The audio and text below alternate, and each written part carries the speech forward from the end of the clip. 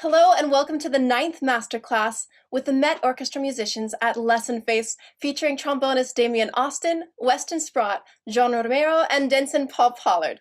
I'm Katie Falk Flores here with Lessonface, where we connect students with great teachers for live lessons and classes. In this Masterclass today, we will have 4 student performances and coaching sessions, followed by a brief Q&A at the end, so please enter your questions in the chat box if you have them, and we will address them after the performance. Let's begin. Today we'll be starting with Damian Austin of the MET Orchestra, who will coach Aino Raula, a student in the youth department at the Sibelius Academy in Helsinki, who will play Morceau Symphonique Opus 88 by Alexandre Guimond.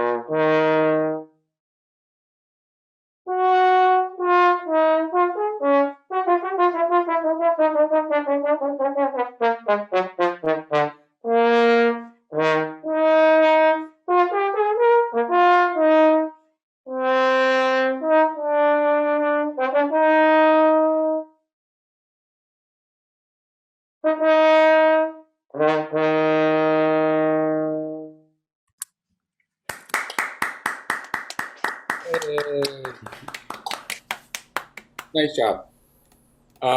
I've never heard you play. I don't know anything about you, so I have a couple questions. How long have you been playing this piece? Actively 1 year, Okay, 1.5. Yeah. and then I'm going to get right into it. Do you like this piece? Um, Actually, this is one of the like pieces we need to play when we apply to university, and I just needed to practice this. And when I begin to practice, I wasn't really into this, but Right. No, I understand. I mean, I'm not saying that it shows, but one of the things I tell people because it is an audition piece, and the David, the Cavatine you're going to hear, there's this handful of pieces that you're never ever going to get away from. You're going to hear them or play them your whole life. So the sooner you can fall in love with it, or at least understand it and fake falling in love with it, the better, yeah, because you'll just play it much better. So, that's something I tell people. They say, I hate this piece, I hate the David, I hate it. And I say, it doesn't matter. yeah, um, you have to at least come to understanding of it and then play the piece like you've heard it and you understand what you're supposed to do with the piece, because that's part of I played a lot of pieces I don't like, um, but you still got to do it. So that's one thing I was wondering about, because I think when you work on a piece for a whole year, especially if you're not crazy about it, certain things start to get a little off. And I think one of the first things that goes is rhythm, because it's very hard to hear the music after a while. It starts to feel like a bunch of notes and challenges rather than singing, right? Um, so I think that's one thing. So I think, keep that in mind. I think sometimes take the horn away and just sing through it and see how it feels. Hum to yourself, or even if you do it in your head. If you're not a great singer, I can barely sing, but it's still a very valuable exercise, and it's not always just to see what you're doing with your air. A lot of people say sing, sing. It's you check on your air. It's actually just to get back to what the point of it is, which is yeah, this is a beautiful melody, and this is how it goes, right? So yes. take the challenge of the instrument away as every chance you get. In this autumn, I have been working with Gordon Jacobs' concertos first movement. Uh-huh. So this has been a bit off, but now I need to like tackle it again. And Right, right. So that's the background. That's the sort of the thing that you should be thinking about these kinds of things. But specifically, I would bet you $1 million that you could get through more of these phrases with fewer breaths. I'm positive. And yeah, if you put again, if you take the horn away and you just play through the just blow, and don't even change the notes, just count. Go like this and just go in time. You're going to see that you go much farther. So then you got to figure out, wait, what's happening here? Um, yeah, yeah, it's not it's something else is at work, right? Something else is at play. So you want to get back to this simpler idea of just right? And sometimes it's actually worth it to just do that. You know, a lot of times it's like, okay, blow through the phrase and you go, right? You can do that. But it's because you have so many breaths that you were taking that I think you probably don't need. I would just prove to yourself that you can get through 4 bars of blowing mezzo piano, mezzo forte air. And then look and say, okay, if I can do that, and then I play, what am I doing? And then you start to analyze, okay, you'll probably realize that you're not blowing the same way. You're not breathing in the same way. You're worried about hitting this interval, and you do something different with your body. That's one thing. And the other thing is, we'll talk about it in a minute, but I'd love to hear you play the beginning. Just try to just take a huge breath. You played the whole piece now. We're not going to do that again. Yeah. Show me where you actually, I wish I had your part. I meant to ask for a copy of it. Everything in your part, I assume you've put the breaths that you would like to take, that you marked. Yeah? So stick to that, and I'll yell when I think you took a breath that I think you don't need. Yeah. Let's try that. Okay. Yes. So take a nice full breath and just imagine singing. Just don't think about those intervals. Don't think about B flat to G flat and missing it. Just don't worry. If you miss it, it doesn't matter.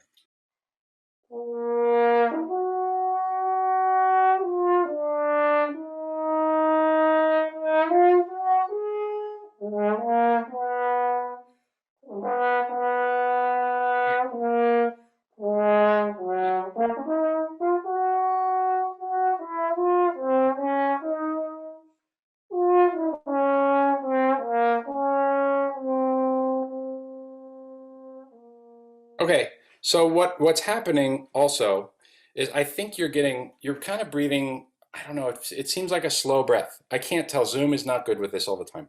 And I'd have to see you, if I saw more of your playing, I'd get a better picture. But what I'm not seeing is just you're hearing the piece, it's about to start, right? There's somebody else is playing. You have to come in when it's time to play. It's not up to you.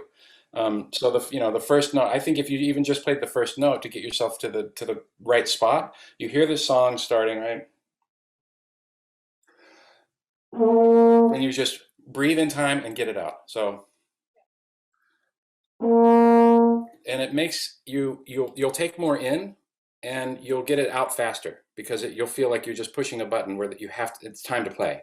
So don't second guess yourself. I feel like you're starting again with Zoom. It sounds a little bit like you're kind of like the note swells. Yeah. Is that true? Yeah, I think so, and it's not like clear the beginning of the. Okay, so just think about it. Why do you think a note either doesn't start on time or starts at a certain dynamic and then gets louder, like swells, like what is happening there? Do you think? Like either don't take correct breath or I don't use the whole breath I took. Yeah. Well, also, it's not even that necessarily that complicated. If you think of just how a sound is made, just make a sound. Just go. Just do that, and you'll realize the difference is the air is going from here, and then it's going to where you want it to go. So start it from that ending point. So there's a lot of ways you can think about it. Blow. What dynamic do you think you're starting at here? Mezzo piano, mezzo forte. I think mezzo piano because I'm not on piano, which this note actually says. Yeah, but don't worry about that. You're going to be on. Yeah, you're on stage. If you play piano and you're timid, it's terrifying and it doesn't work. Yeah. So immediately get the sound out. So if you're thinking to yourself, I'm going to blow mezzo piano sound, put that much air through immediately. Just don't worry about any of this. Just go. To me, that's a mezzo piano. And I've got a much better chance of getting the sound out. Much better. So don't hesitate and just keep moving it. I will always I've been using the analogy of a violin, or I like cello better because of that. What you're basically doing is you're starting it like this and then you're going faster. So if you want it to really sound like the right dynamic, you start with the right speed. It's the same thing. Or if you can think of an accordion, it's the same idea. So you don't go, wah, wah, right? You just immediately move the same. Unless you want to change the dynamic, don't change your breath. So the other thing is what's happening, you've got to be careful. When you do take a breath, you're losing time. And in general, I don't recommend people, this is weird, people agree with this, but I don't like to play with a metronome. unless there's a problem. I feel the same way with a tuner. Unless there's an actual problem, I don't think it's that helpful, because I think you can't get the music inside your body the right way. However, you do need to turn a metronome on for this, because you're going to see how much time you're taking for your breaths, and it might be very alarming to you. Yeah, that's something I have played this later on allegro part with metronome, but the beginning I have played just with the flow and feelings, but Mhm. I do that also with the beginning. Yeah. So what I'd like to hear you play for now, just to get over the fear of, if there is some fear happening here, is play a little louder. Yeah. Just play louder and see if you can get, even.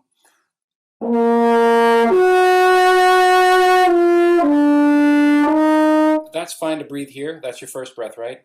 Don't lose time. And breathe in time if you can. And if you breathe in time and deliver, then it's fine. So then the next one, try to get farther.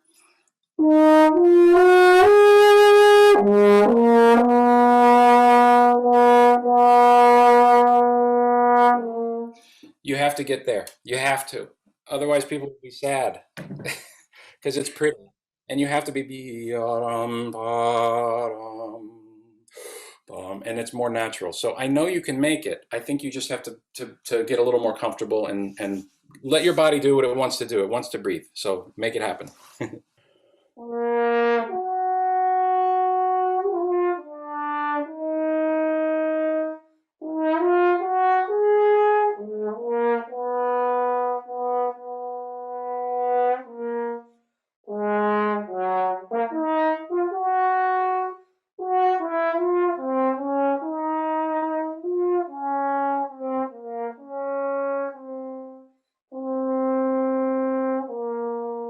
That's another one. That's another one. One of the things as a general rule, don't breathe between repeated notes. It's Yeah. if you're wondering what to do with a phrase and you see a repeated note, pay attention. Just because it goes like this with the line and then another one, that doesn't mean breathe or separate. It means be dum ba. Put a little accent on the second one. The repeated notes have to do something, but don't separate them. So when you're looking at your roadmap, where do I breathe? Where do I breathe? I don't think there are any times where you're going to breathe between two of the same notes, very often ever, or in a cadence. Bum, ba, that's never going to happen. Those are spots that you want to be really careful of. So I'm going to get they're going to cut me off here at some point. So another thing that's very important about this piece, I use this to explain my, I don't want to, Weston's going to laugh probably when I say this, but alternate positions on the trombone are one of the things that we have that other instruments, that other brass instruments just don't have. And we need to use it, and it makes this instrument much more beautiful. So when you go across a half step on a trombone, across a partial, B flat, right? It's difficult. It's a challenge you want to try to avoid, not just because it's hard to pull it off, but it also doesn't, you don't need to. And it doesn't, even if you do it perfectly, it's rarely going to sound as good if you can work it out in fifth. Even more with D to E flat and F to G flat. It's just going to sound prettier. So when you're thinking about looking at this piece, figure out spots where you can actually go to fourth position on your Fs and Ds and B flat in fifth a lot more than you are. One I will tell you that you have to do is your E flat scale. Yeah. You cannot go into first position for that, because if you played anything a little faster, you wouldn't make it. You wouldn't make it. So you have to do that. So, I mean, right away, I got 2 minutes, but right away, experiment with the sound of the half steps between third and fourth position and see if you can make it feel natural to you.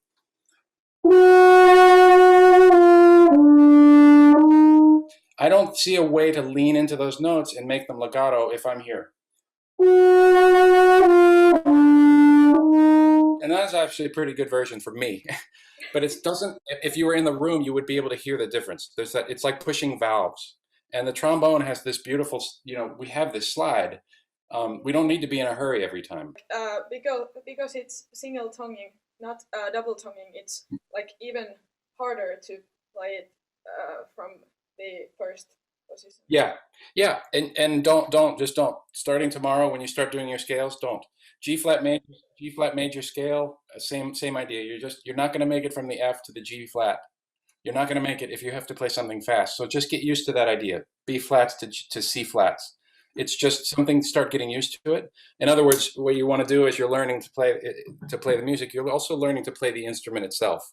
And if you can think this way, B natural, you have to play in fourth, right? You have to. There's no other, right? Think about it as if you had to play the D in fourth and the F in fourth. Like, you have to learn how to do it. Yeah, it's much easier to come here. It's like, I know where this note is, I'm good. This one feels unfamiliar. Make it feel just as familiar, and then you have suddenly all this new flexibility on the instrument that you'll be, and it'll help your breaths, it'll help all kinds of stuff. So much easier. About that, and thank you very much for this like kind of lesson, and yeah, I'll try out these tips. And Great. Yep. I'll be here all, I got a lot of time on my hands. So if you want to reach out, yeah, let me know. Okay. That's it for me. I'll see you at the end, I think. Thank you so much. That was fantastic. I know we really appreciate it. And Damian, I appreciate your coaching there. So now we have Weston Sprott of the MET Orchestra will coach Keyson Pérez from Venezuela, who will play Cavatin by Camille Saint-Saëns.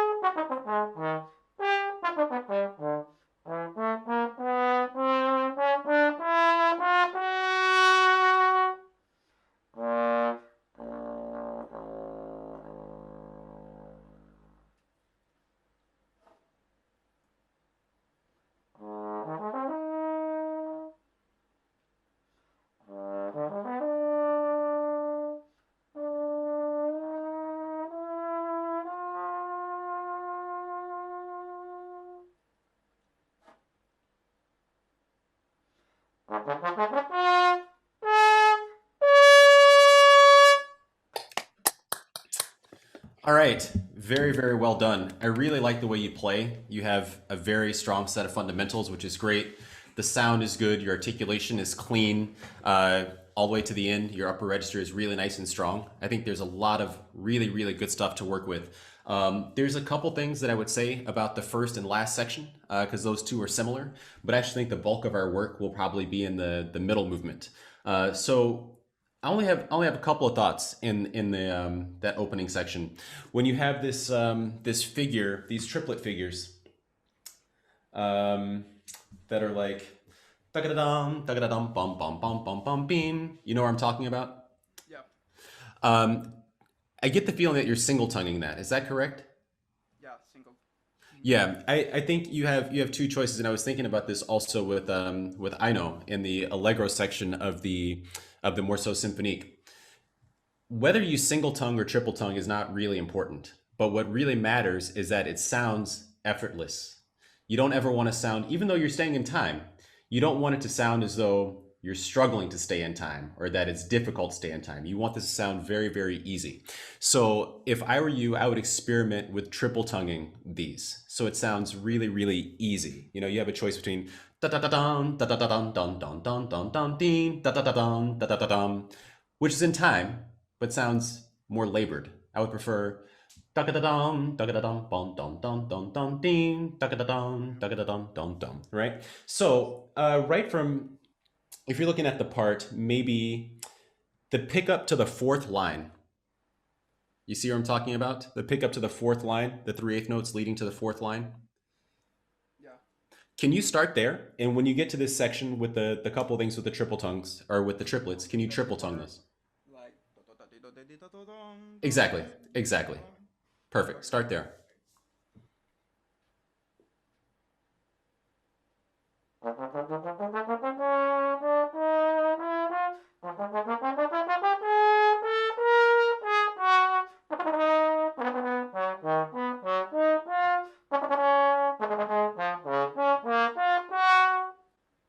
Exactly. Can you do that one more time? I know that you'll be a little bit more accurate if you do it again.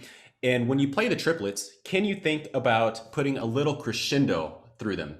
Because each time you do this, these triplets, you're actually leading to beat one, right? So just use the natural arc of the phrase. Da-da-dum, ba-da-bum, bum, bum, bum, bum, bum, beam. Da-da-dum, ba-da-dum, bum, bum, bum, bum, bum, beam. Da-da-dum. This type of feeling.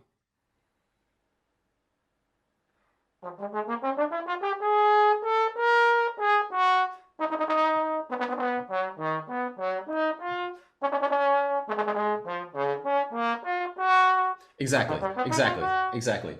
Very, very good. So that's something that I think you should think about here and in the last movement, both times. Always make this sound very light, very effortless, and always lead to beat one. So it doesn't sound just like it's a uniform kind of heavy feeling. You want this to be light and easy. The next thing is right below that, a couple of lines. You have these be-da-da-da-da-dum, be-da-da-da-da-dum, right? Can you use a slightly lighter articulation?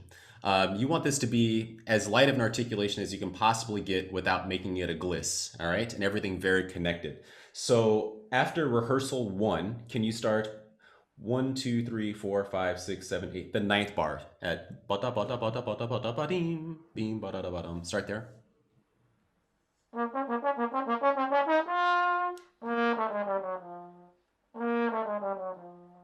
Exactly. That's much better than before, okay? So always make this really, really smooth. Okay, let's skip to the second section of the piece because I think this is, there's actually a little bit more work to do here. I feel like you're not very clear about what type of vibrato you want to use here. Sometimes you use it, sometimes you don't. I think you need to be very, very clear. Are you making an effort to use vibrato in this section?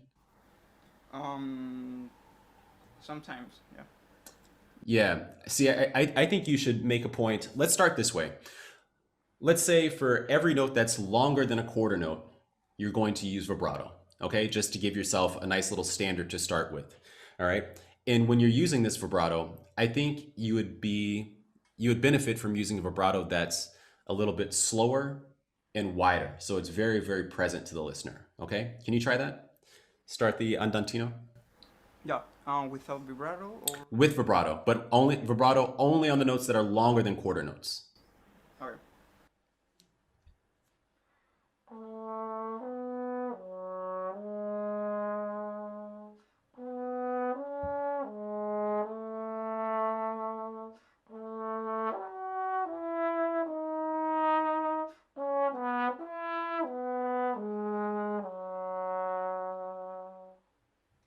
Keep going, keep going.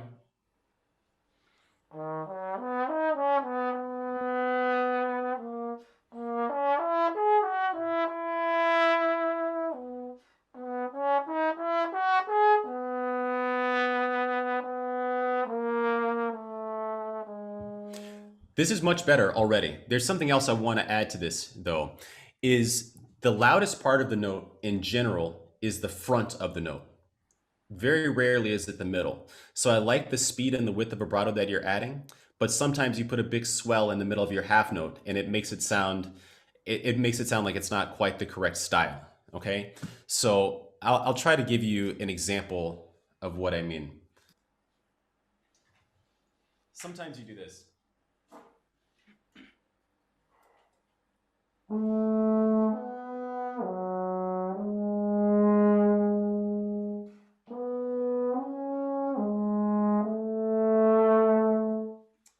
you hear that now the loudest part of that long note is kind of in the middle? Yeah. What I prefer is that the loudest part of the long note is right at the front, and then you use a very present, slower, wider vibrato.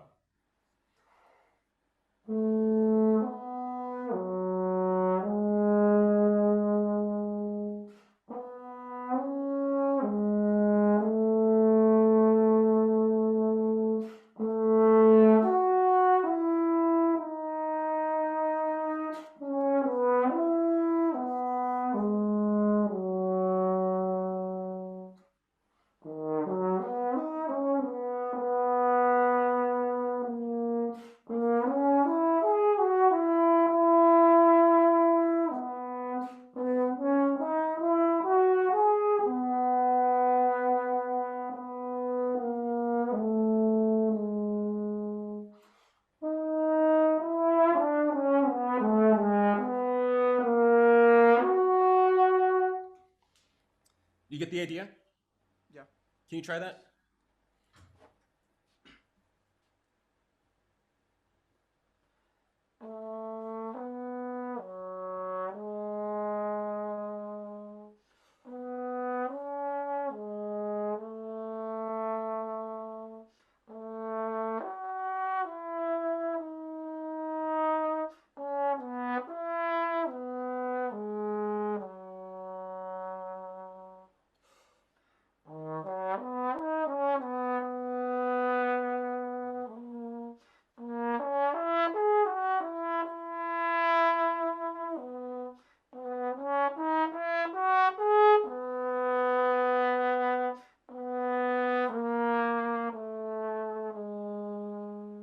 Keep going.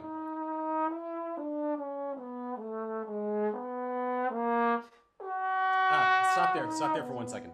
Stop there. That was really, really excellent. I enjoyed the way that you played that a lot more. Right there, both this time and the previous time you played, you took a breath between the A sharp and the F sharp. I think you want to avoid that. I think one of the really beautiful things about playing on the trombone is making these really gorgeous leaps from one register to the next. So you don't want to break it. I know sometimes it's more difficult to play it, and I'll probably do a bad job explaining it or demonstrating it here. But I think there's something nice about connecting in that space and then breathing later.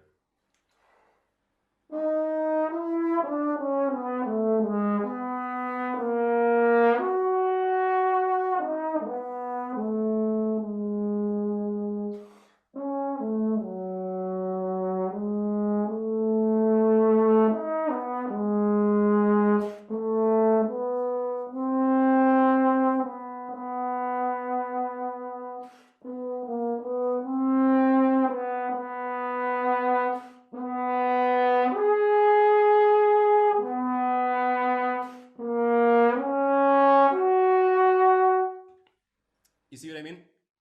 Yeah. So every time you can, if it makes sense, try to connect those leaps so it has a really, really nice, beautiful arc to the phrase. We won't do that right now. One other thing I wanted to mention to you, because I know we're running somewhat short on time, be careful at the end of this section about your intonation in the lower register. Okay. Okay, when you got down to your low E there, I wasn't really convinced that it was actually an E. And I saw that you tried to play it in 7th position. You might have more accuracy if you play it in trigger second. So just this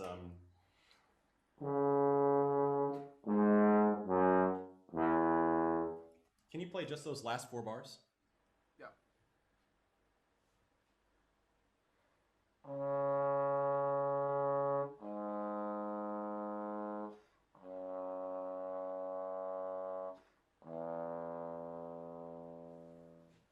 Yeah, that's much, much better. Because see, the thing is, what you have to remember is a lot of music is built on half steps and whole steps, right?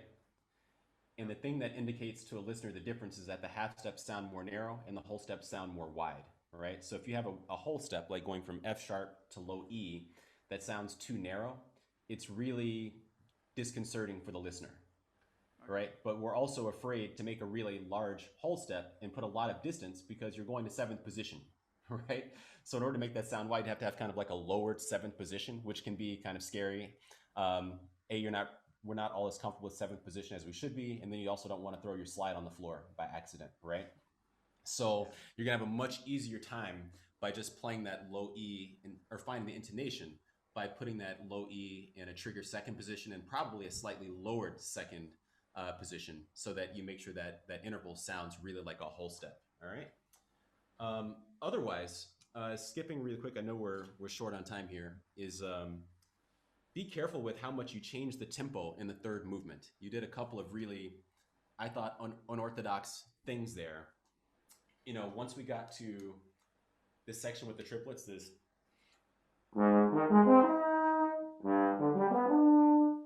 suddenly that was a much slower tempo than everything you had played before. So it felt like, if we're looking on the last page, right? Yeah. Because you had played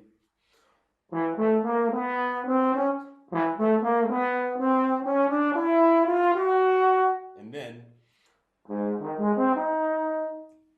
make sure those things are in the same tempo. So if you're here,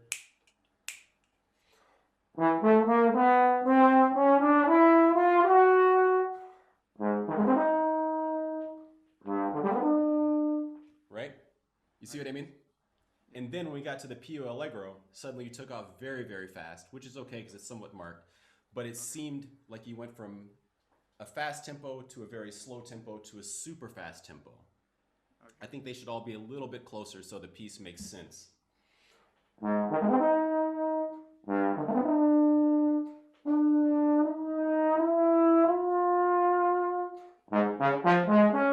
This type of tempo. Make sense? Yep.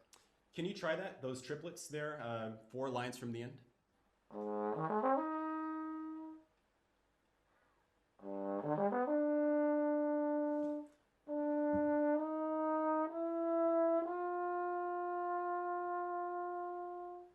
Keep going.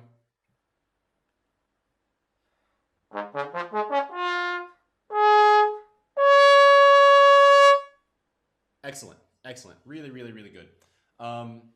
I think that's a really nice way to end. I like the tempo that you chose at the end there. The only thing I would say about that is even when you're playing at a faster tempo, where you have the dotted half notes tied to a quarter, Yep. make sure you still play them full length. So not bop bop bop bop bop bop bop bum bum beam. How about doing that one last time? Just the last 2 lines with full length long notes. That is in a Pio Allegro. Yeah, exactly. Okay, Papa.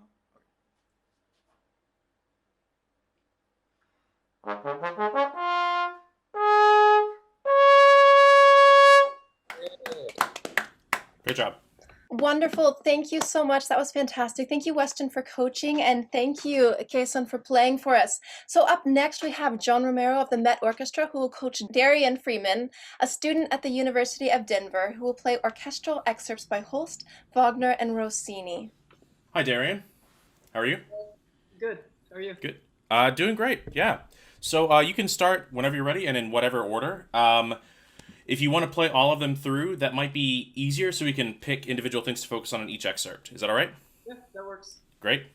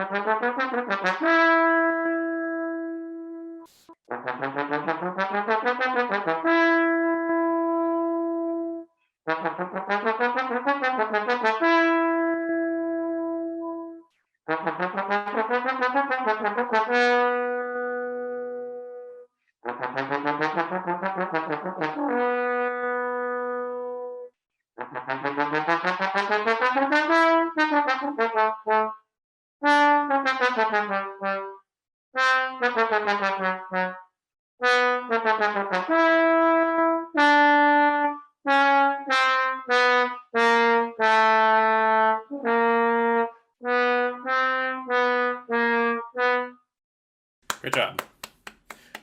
Okay, so real quick, how long have you been working on each of these excerpts? Um, well, I mean, I've been playing them for a long time, over the years, but I guess I'm working it up right now, and recently I've kind of been working the last 2 weeks on it. Is it for any particular like audition or just kind of working on excerpts at the moment? It's for a excerpt competition. Oh, great. Okay. Yeah. So, um, excerpts are kind of a funny beast, right? They're extremely short. They are sprints, not marathons, and you really have to get all the details right on the first go. So they can be incredibly stressful because you don't get second chances in most excerpts, right? And so I think when you're working on these, something to keep in mind is just that, at least for me, I have to approach it in a much more goal-oriented method.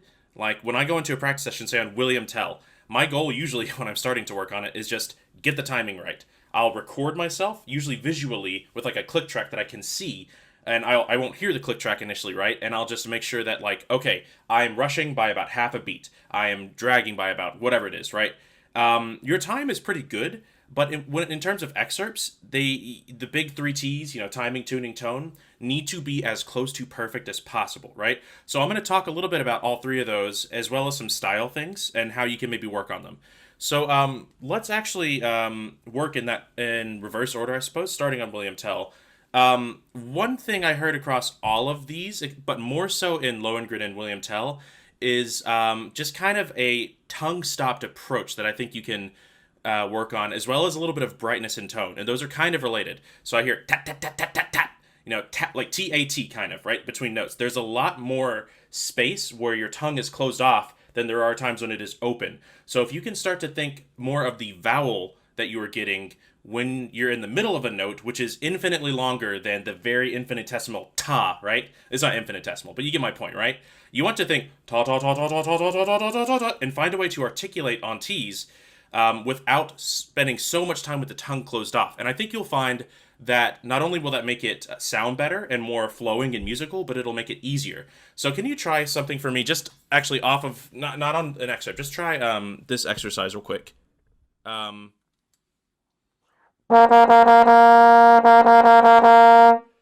of a good, healthy mezzo forte and very long vowels. Like, almost think overdoing the length of the vowel, right? Ta, ta, ta, ta, ta, right? Can you try that?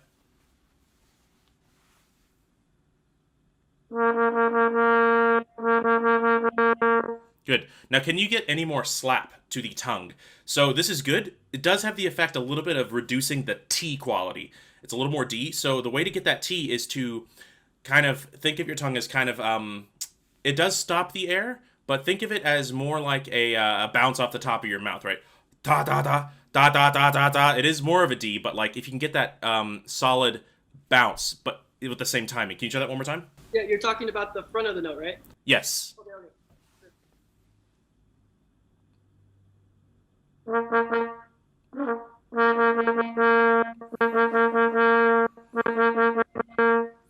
Yeah, that's better. Now, when you're applying that to excerpts, I think it's important to focus a lot more on the airflow than the tongue for this, because the tongue, except for timing, the tongue is doing the right stuff, right? It's opening and closing the airflow. That's why I think it's important to think of the vowel, because the vowel, the ah, or the body of the note, if you want to think of it that way, that's what actually controls the shape, the character, right? And so if you're thinking about the tongue, you're going to be focusing way too much on ta ta ta, and I think it's just very easy to overwork things, get that tat tat tat sound, right? So if I were to just demonstrate a little bit of William Tell in this more lengthy style, let me just actually I'll do it both. I'll do it kind of with the more tongue stopped approach, and then more flowing air through the notes. 1 second.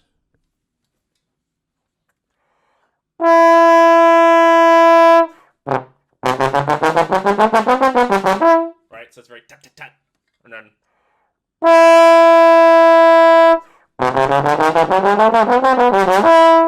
right. So I haven't worked on this in a while, so I definitely could use some work myself. But I hope you can hear how there's a lot more flow when you're playing with longer vowels, right? So can you try William Tell one more time?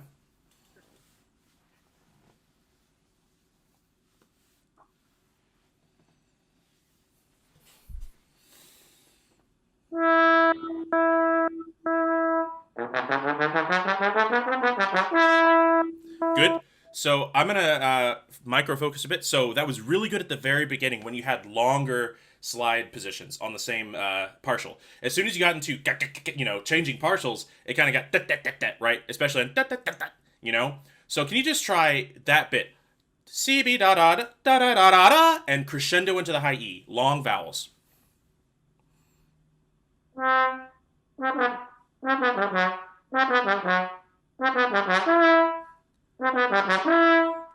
Yeah.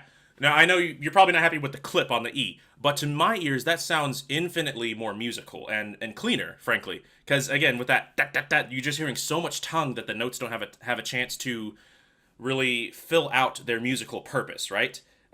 So I think you're starting to see also maybe some areas of your slide technique or your airflow where you need to fine tune it a bit, right? Obviously, if you're playing with longer notes, then you have to move your slide more precisely and more quickly, right? So the way I would practice that is actually to take the tongue out of it. So William Tell, I'll do a lot of this kind of practice. Let me turn my mic down one more time.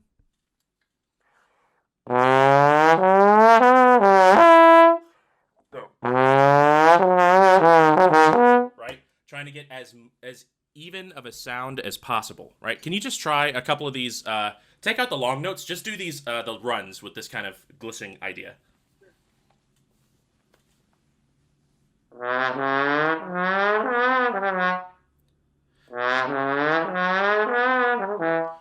Can you hear, can you hear how in between partials the note completely stops? Yeah. Right? Let me demonstrate one more time. Listen for the connection between partials. Right? You never want to stop the buzz. And so what that may mean for you is that you need to evaluate your approach on just basic lip slurs, like 3-note Remington lip slurs, because I would imagine that you're reducing the air in between the notes when you have to change partials. So keep it going, right? One more time.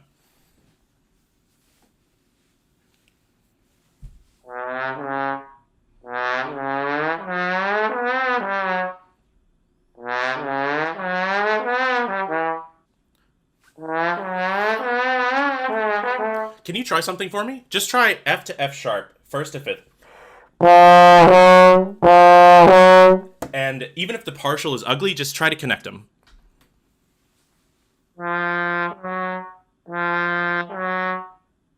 Yeah, that's better. I think that's the direction you want to go towards. So when you re-add the tongue in, you want to try to retain this sense of connection between partials, between notes, and all the tongue is doing is just chop, chop, chop, right? So I want to move on to Uranus because there are some style things I want to talk about. Um, so the challenge of this obviously is a lot of it is just endurance and accuracy, right? Um, so you seem fairly comfortable with technique and range. Would you say that this excerpt is taxing for you though? Yeah, if I play it like 3 times, yeah, I'm kind of done with it then. Right. So it's difficult to practice for that reason. So what I like to do is, obviously I'll probably run it first of all in a session, but I like to break it up into small chunks with lots of rest, and I will listen to recording a lot. Maybe I'll listen to a reference, and I try to internalize the style. What I'm hearing from you is just a little bit of a lack of vigor in this. And so I think it's not just volume, it's the way you're approaching each note. I actually, contrary to what I just said, I think you can actually use a little bit more pulsation on these so that you get more power behind the note, more thrust, and I think that can help. The danger of that is that you lose accuracy. So just to demonstrate this a little bit, what I'm talking about, I think you can bump it up a dynamic, which that will obviously be more tiring, but it will help your endurance eventually, right? So.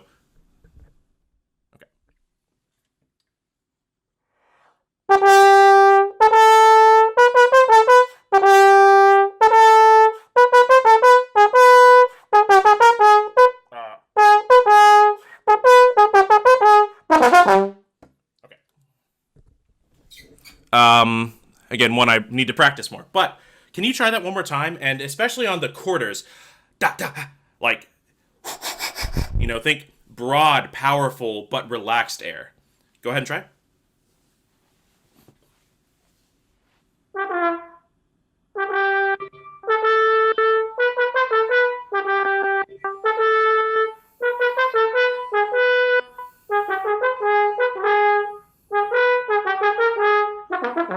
Okay, so question. On the what do you call it? It's not duplet, quarterlet. I don't forget what the word for it is, but da da tita, right? That's famously challenging, and if you want it to be heard in an actual orchestral context, you have to blast it, right? Because you got the timpani and drums and everything. So the way I like to approach that actually is it's a very specific articulation pattern. It's ta ta ka ta. The reason for that is that I think when you're going up in range and you're increasing airspeed, you don't need as much help with the articulation, right? It's already going to pop out because of the increased airspeed. So can you try that for me? Ta ta ka ta.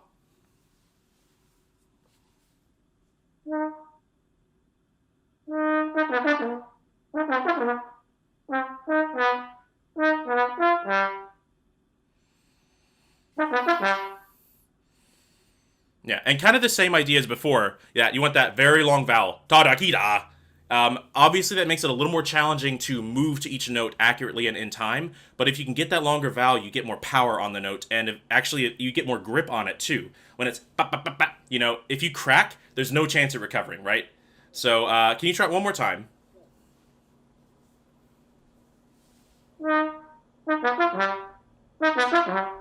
Even longer.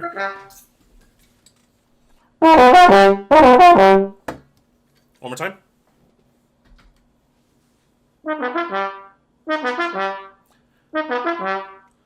Yeah, that's getting there. That's the right direction to go in. So with regards to the accuracy, I think just, look at yourself in a mirror, see if you're doing any extra work, because this right here, you're cracking there in similar places, but if you think about like how far the notes are, they're basically in the same embouchure, right? If you were to gliss it, can you actually try that starting in fifth?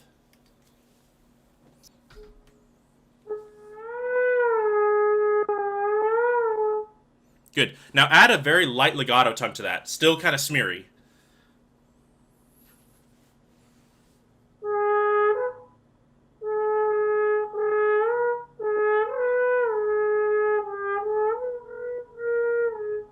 I can already see what's happening. Okay, it's more clear now. So what this has revealed is that I think your tongue is pushing your jaw slightly out of place. And when you're this high, any kind of excess motion here, especially open, will cause your air to slow down, right? And so you're having trouble hitting the notes at that immediate fast speed.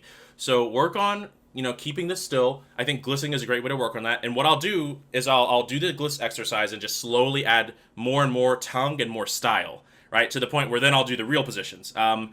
Let's see. Just checking how much time we have. I want to move on to Lohengrin for the sake of time. But just one last thing, and that's that watch your sequences and your repeated ideas, especially at the end. Ba-bam, ba-bam, ba-bam, ba-bam, right? That's supposed to grow. And it stayed the same, but I think if you can get more and more energy into it, that really helps build the character. And this is a peak principal trombone excerpt, right? Like, if you're trying to go for principal trombone somewhere, you have to be able to play this stuff. It will come up on the job, and you want to just nail it, right? I know that obviously can be scary. It's difficult. Of course it is. But approaching it with a goal in mind and just saying, these are the steps I have to take to fix these issues and to get it to sound this way. I think a lot of times we end up focusing on what we don't want to happen, and then we don't ever find the solutions for them because we're not actually looking at the goal. Does that make sense? Yeah. Moving on to Lohengrin. This is really fun. Most of my comments are kind of things I've already said. I would just say keep exploring how you want to play this stylistically, because another thing about these excerpt competitions or auditions is they want you to differentiate the styles and to really play what's on the page. So there are things like these little carrots, ba-da-ba-dum, bum-bum, like how are you going to interpret that? It obviously is something different, and it just kind of didn't seem like you were projecting your ideas in your head quite clearly enough. Can you actually just play through some of this again?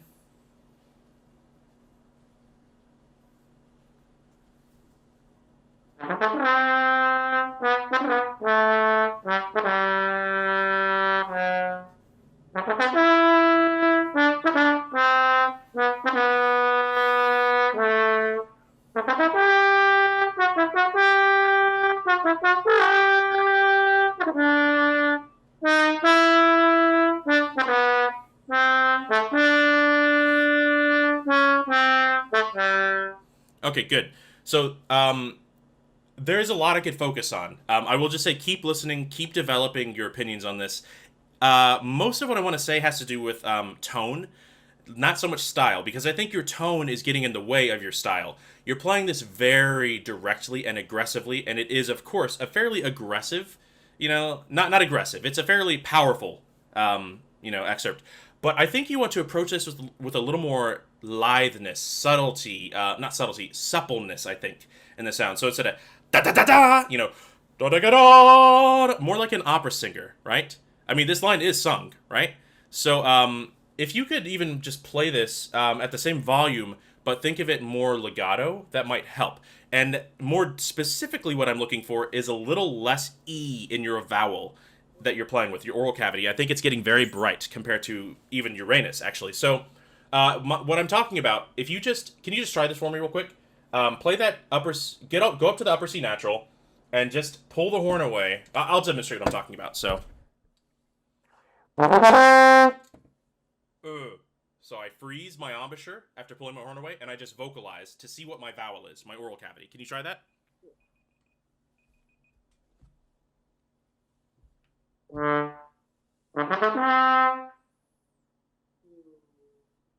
Yeah, it's kind of a almost EU-ish kind of sound, right? So you want that to be fairly open and relaxed. If it starts getting into and like you notice your throat's tight or something, you have lots of different ways of manipulating your vowel, and you want it to be very relaxed and resonant, right? So watch out for that, because it's getting very tight. The way you're blowing air is getting very tight. So, practice it kind of the same way as before, and then...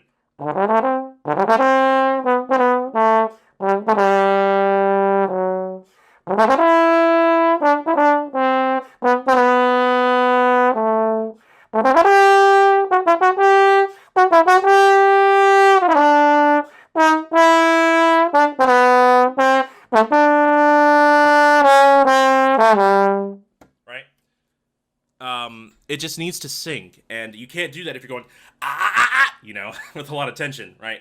So I think we kind of have to wrap it up. So That exactly. We're right on time. Okay, that's it. But thank you so much for playing. It sounds great. Thank you. You're definitely on the right path. Thank you.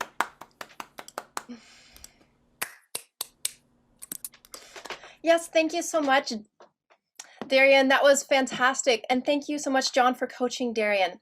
So we have one last performer with us today, and now Dinson Paul Pollard of the Met Orchestra will coach Alex Mullins, a student at the University of North Texas, who will play orchestral excerpts by Rossini, Berlioz, and Wagner. Hi, Alex. Last but not least, man, the bass trombone player. Welcome to the class. Hello, everybody that's listening on the net, and great to hear my colleagues coach. So, yeah, Alex, why don't we just run down these three excerpts that we decided on beforehand? It's the Berlioz Hungarian March, Ride of the Valkyrie, and the Rossini William Tell, and we'll just go from there. You perform them to start. Okay.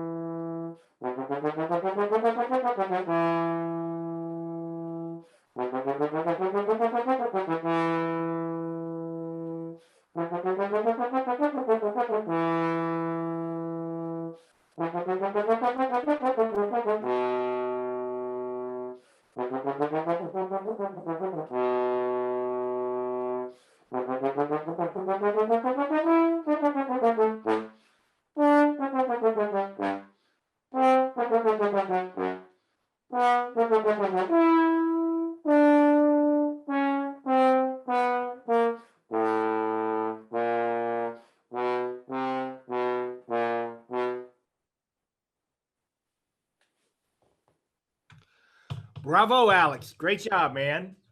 Yeah, you sound fantastic. You're at school at North Texas, as I remember, right, Alex? That's right. I wasn't sure if you'd remember me. Oh, yeah. I know. I remember you. You sound great, man. You know, I'm going to start off by just kind of giving everyone that may be listening and you a little bit of an overview of how I think about excerpts, how I teach excerpts, and, you know, yeah, some basic ideas. Some of this has already been stated, but I use an acronym to talk about excerpts. STISA, STISA. Through my experience as a listener in auditions and as an auditioner, I really feel that when we play an audition, we're being judged in 5 major areas that we've got to really address and make sure that we have clarity and something special in our playing in these 5 different areas. And I'm going to just kind of go over this acronym. Number 1 is sound. You know, your sound quality is the first thing that people notice about your playing. You know, is it the kind of sound that they want to hear?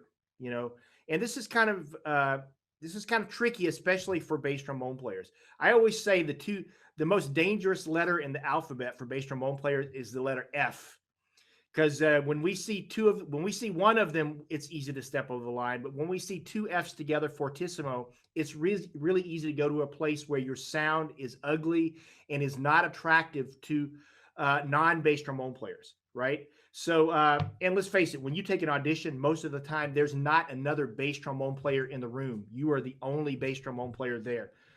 Depending on the audition, it could be woodwind players, it could be string players, certainly other brass players. So you've got to always make sure that your sound is attractive to non-bass trombone players. And for us, oftentimes that means just lowering the dynamic a little bit, just not playing so loud that the sound breaks up or that it gets ugly or harsh. You didn't have that big of a problem with it. There are a couple of places that I'll talk about as we talk about your specific performance. But sound, time is the second one, the second word in my acronym. And my colleague Damian mentioned earlier that he doesn't really like using the metronome that much. I'm gonna differ with him a little bit, especially when it comes to excerpts. I'm fired. I know. I'm sorry. But I think that sound, time, and intonation are the three areas of our playing that binds all musicians together. Somebody on a committee that you're playing for they may have never listened to a bass trombone solo CD. They may have never considered what a bass trombone player is supposed to sound like. They may not have clearly defined ideas about what we do, but they're going to have very clear ideas about time / rhythm, intonation, and sound, whether or not they're attracted to the sound. So man, for excerpts, decades of my life, I was practicing excerpts every day with a metronome. Another thing that Damian said earlier that I really liked, he said that you got to learn to like some things that you may inherently not like, right? And let's face it, nobody wants a device playing in our ear constantly that's showing us little weaknesses and faults in what we're doing. That can be irritating. But that's the beautiful thing about a metronome. It helps us develop muscle memory, or the myelin in your brain, however you want me to state that. It helps us develop instincts for playing in time and with great rhythm. So I use a metronome when I'm practicing excerpts, and I have my students do it. For decades, I've used a metronome to practice excerpts. So sound, time, intonation, obviously it speaks for itself, but as trombone players, let's face it, we're playing one big tuning slide. It's incredibly easy for us to play out of tune, but it's also incredibly easy for us to play in tune, really, if we're sensitive to it and we're working on that on a daily basis.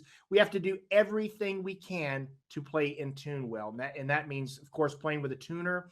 These days you can play with a drone, you can play with 100 different things that play along CDs, playing with pianists, singing, buzzing, all of these things to help us develop a great sense of intonation. Very important.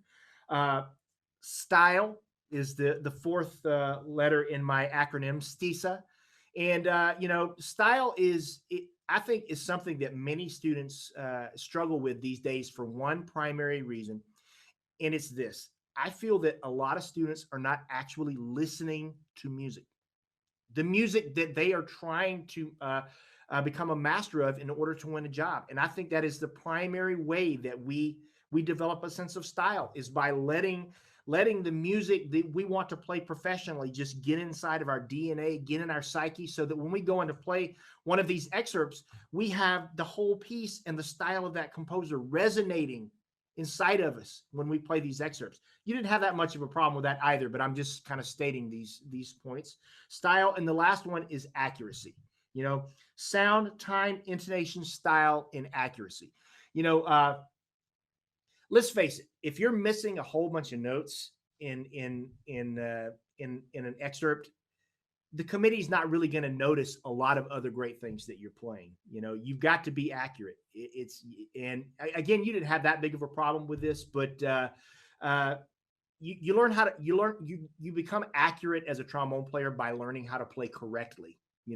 With air, playing with the right amount of air. That's been talked about a lot here. I'm a proponent of buzzing. Some people are not, but I think it's very helpful for playing. Being as relaxed as possible when you play. Those are all things that you can help yourself. That you can think about that will help you learn how to play correctly, which is going to increase your accuracy. And I think those 5 areas are what you're being judged on when you play an orchestral excerpt. Let's move, in the interest of time, let's move to some specific things that you did on these excerpts, and maybe I'll demonstrate and have you play a little bit more as well. So, Alex, we could consider these 3 excerpts that you played here for me and for the rest of the committee. You could think of this as a round. This could be, it's missing some elements that may be needed, like soft or higher. But this, hypothetically, this could have been the round of an audition, right? And we had the Hungarian March, you had the Ride, and the Rossini. And I'm just going to talk about each one and kind of give you my thinking about, what I might have done differently from what you did. First of all, let me say, you started with the Hungarian March.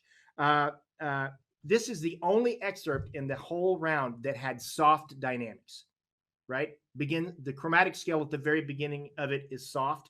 I think when you play a round of an orchestral audition, you're trying to show the committee as many of the tools that you have as possible, right? So I think for this excerpt, you need to start softer. You're going to have plenty of moments in this excerpt and in the rest of this round to show them your loud playing. In this moment where you have one moment to show them soft, make sure that it is soft, right?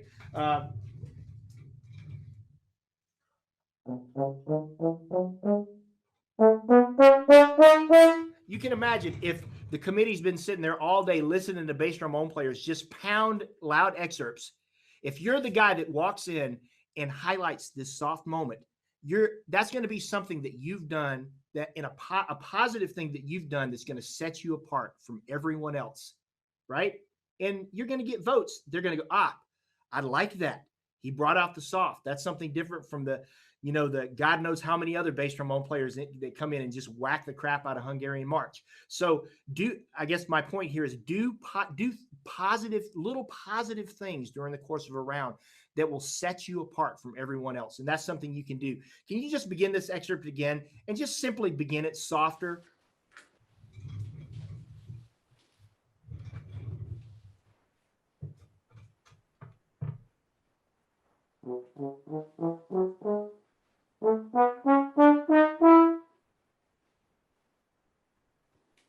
Great. Again, that's going to set you apart in a positive way. Good job there. The only other thing I had to say about your Hungarian March, Alex, is occasionally in what I call the elbows of the excerpt, it got a little bit sluggish. It lost the energy. And what I mean by the elbows are in those places where the phrase changes directions. Da da da da da da da da da da da da da da da da da da da da. When your slide changes directions, make sure that you don't lose energy at all in those moments. Don't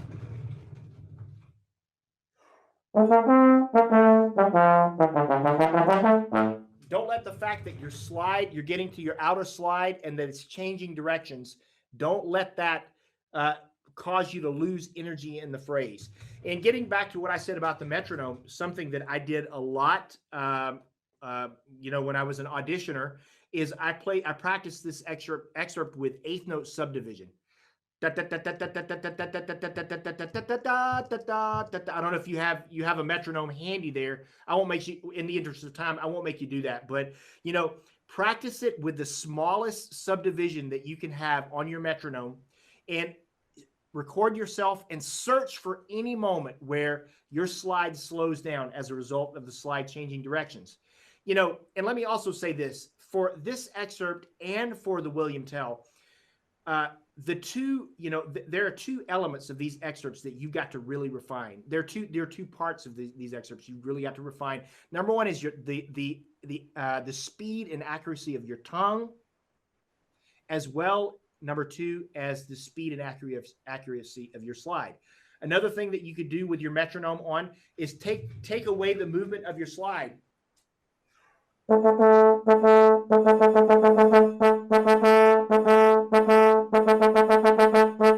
can apply, sorry, I got a vibration in here. You could apply that same idea to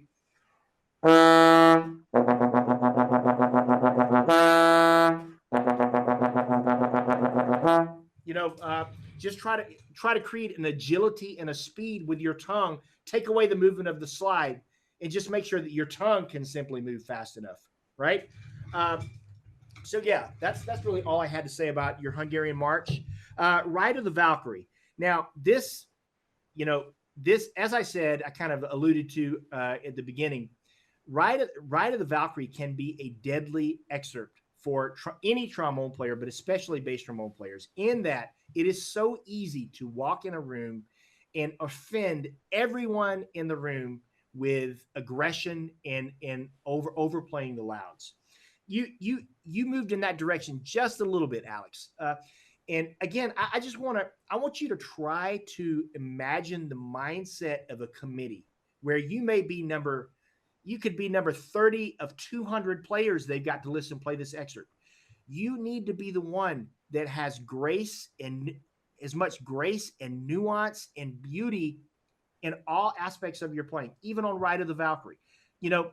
It may be kind of difficult to embrace this idea, but if you just lower the dynamic just a little bit and focus on beauty rather than loud, it's going to play in your favor.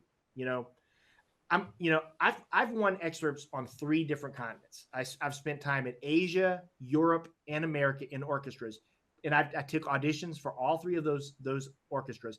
And I played the ride, I'll bet, differently from every other player that took those auditions, in that I focused more on rhythm, intonation, style than I did on the loud, right? So just keep that in mind. Now, for the ride, Alex, have we worked together before? I know I remember, but have you played the ride for me before? Yes. In our lesson a couple of years back, I did. Okay. Yeah. Did we talk about this multi-tier system of preparing the ride? Yes. Yeah. Okay. I actually work on it a lot. Okay, great. That's wonderful. So if I may, I'm going to just mention this for other people that are listening. Okay. There's a very effective 6-tiered system for basically deconstructing the ride and putting it back together. A little bit like finding an old car that you love and you want to bring it into your garage. You take that old car apart, you shine up the different pieces of it, the different layers, make them perfect, and then you slowly put the layers back together, and then you have a beautiful working automobile, right? So, Alex, I'm going to go over this. I know you've heard it before, but the first step of this for anyone that's listening is take away the rhythm. Only play the strong beats. Play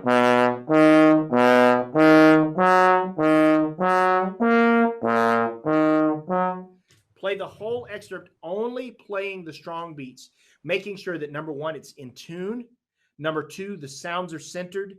The articulations are consistent and homogeneous. Taking away the rhythm allows you to focus on what really is the skeleton of the excerpt, and once you've made that perfect, the muscle and the veins and all the other things that have to hang on to that skeleton, it's going to be easier for them to be there. So, and Alex, let me say, I'm going to stop here with you for just a second. I think this is the step that you need to continue to work on, especially the intonation. Make sure that the outline of these major chords, you did the major part of it. Make sure that the outline of the major chords is very in tune, and make sure that the notes are centered. It's I would say, if I had to throw a percentage onto it, it was about 90% in tune, and unfortunately the plight that you have as a bass trombone player is that it's got to have a very high level of great intonation, so continue to work on this one. I think that's besides letting your sound break up a little bit, I would work on this section. For anybody that's listening, the second step,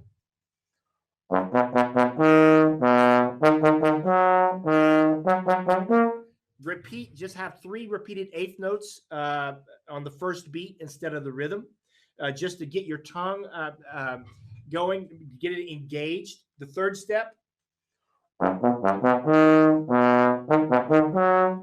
play the correct pitches, but leave out the rhythm.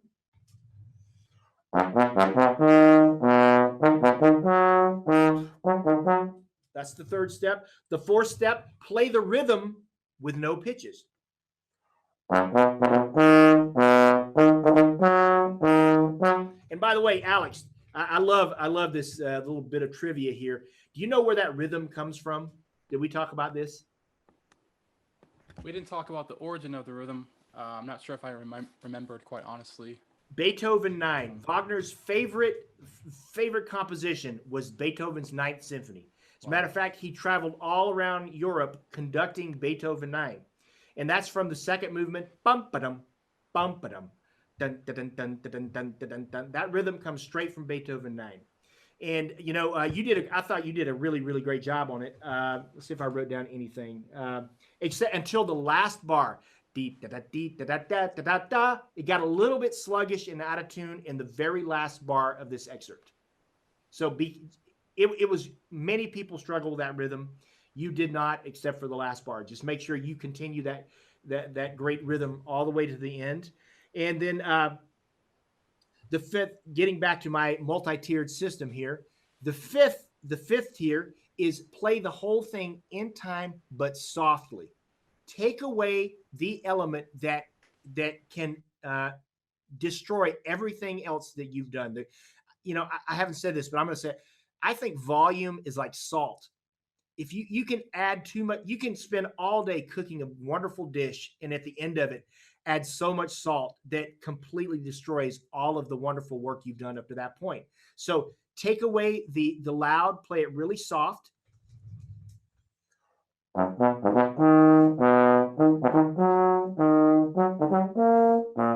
Make sure everything is really beautiful about it, and then slowly introduce volume until you get it to a volume that you think is going to be attractive to the people that listen.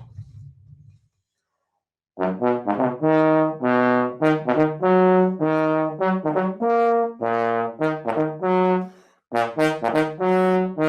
know, it doesn't have to be overly loud to be really effective and attractive.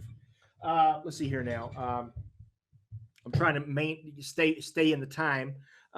What else here? Now, the Rossini, I thought, was the let's face it, this is maybe rhythmically the most difficult excerpt we have. I mean, and it's also kind of a schizophrenic excerpt. You know, we go from just playing long notes to all of a sudden being as active as we're ever going to have to be as a bass trombone player, right?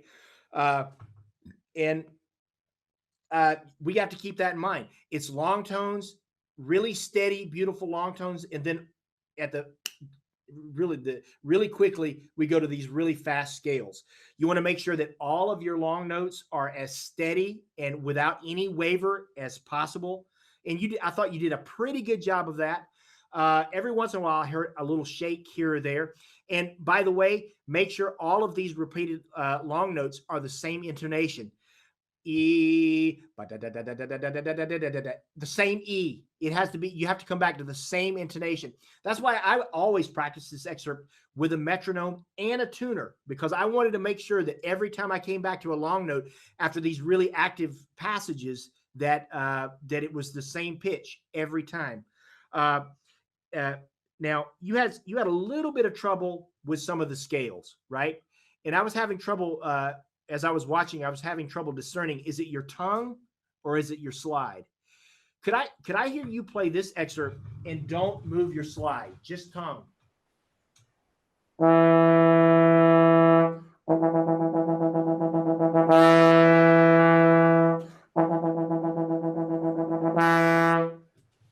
Let's just see what happens if we do that.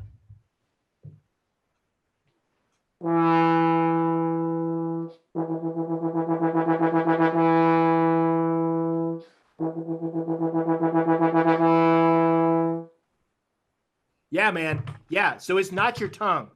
Your tongue was right in time. So we're going to have to stop here, but so obviously in those moments in this excerpt where you're having trouble, it's either your slide is moving too slow or it's not coordinated completely with your tongue. I would take some, to clear that up, I would take some of the speed off, bring it back down to 80, half note equals 80. Practice it very slowly, making sure that tongue and slide are coordinated, and then you can slowly move the metronome back up. All right. I wish we had more time, but I'm being cut off here by Katie. Thank you But so great much. playing, Alex. Great to hear you play. Thank you. Thank you so much, Alex. That was fantastic. Thank you, Denson, for coaching him. So, and thank you everyone for tuning in, participating in this masterclass, and especially to Damian Austin, Weston Sprott, John Romero, and Denson Paul Pollard for this inspiring coaching today. If you have more questions for our coaches or any of the performers, please enter them in the chat right now. In the meantime, I will note that we are still accepting performer applications for bassoon and viola for upcoming masterclasses. Bassoon applications are due at midnight tonight. So let's get started with recapping the questions that have come in so far. And John and Weston, thank you so much for jumping in with the chat to answer these questions. I'm going to make you answer them again out loud, just so we have them in an audio form. And that way, if Damian or if Denson, you want to kind of weigh in here, that would be really helpful too.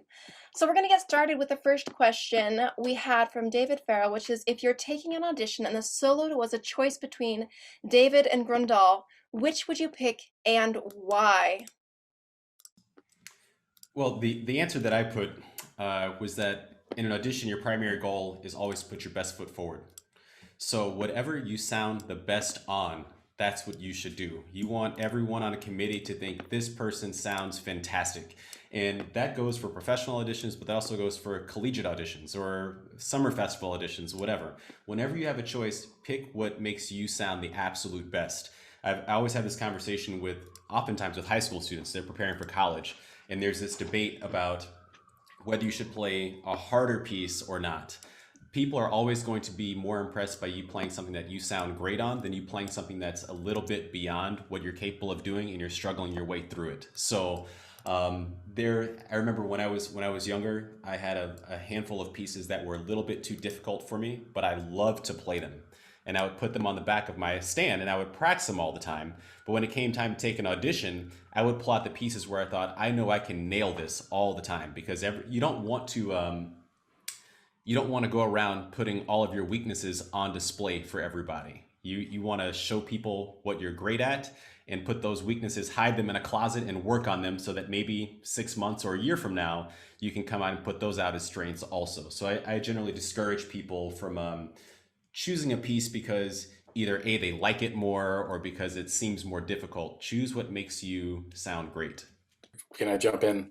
I completely agree, but in respect to those two pieces, the amount of maturity and technique and everything else to get through the Grundal to make that an interesting experience for somebody to listen to, especially if they're not a trombonist or have never heard it, that's a big challenge.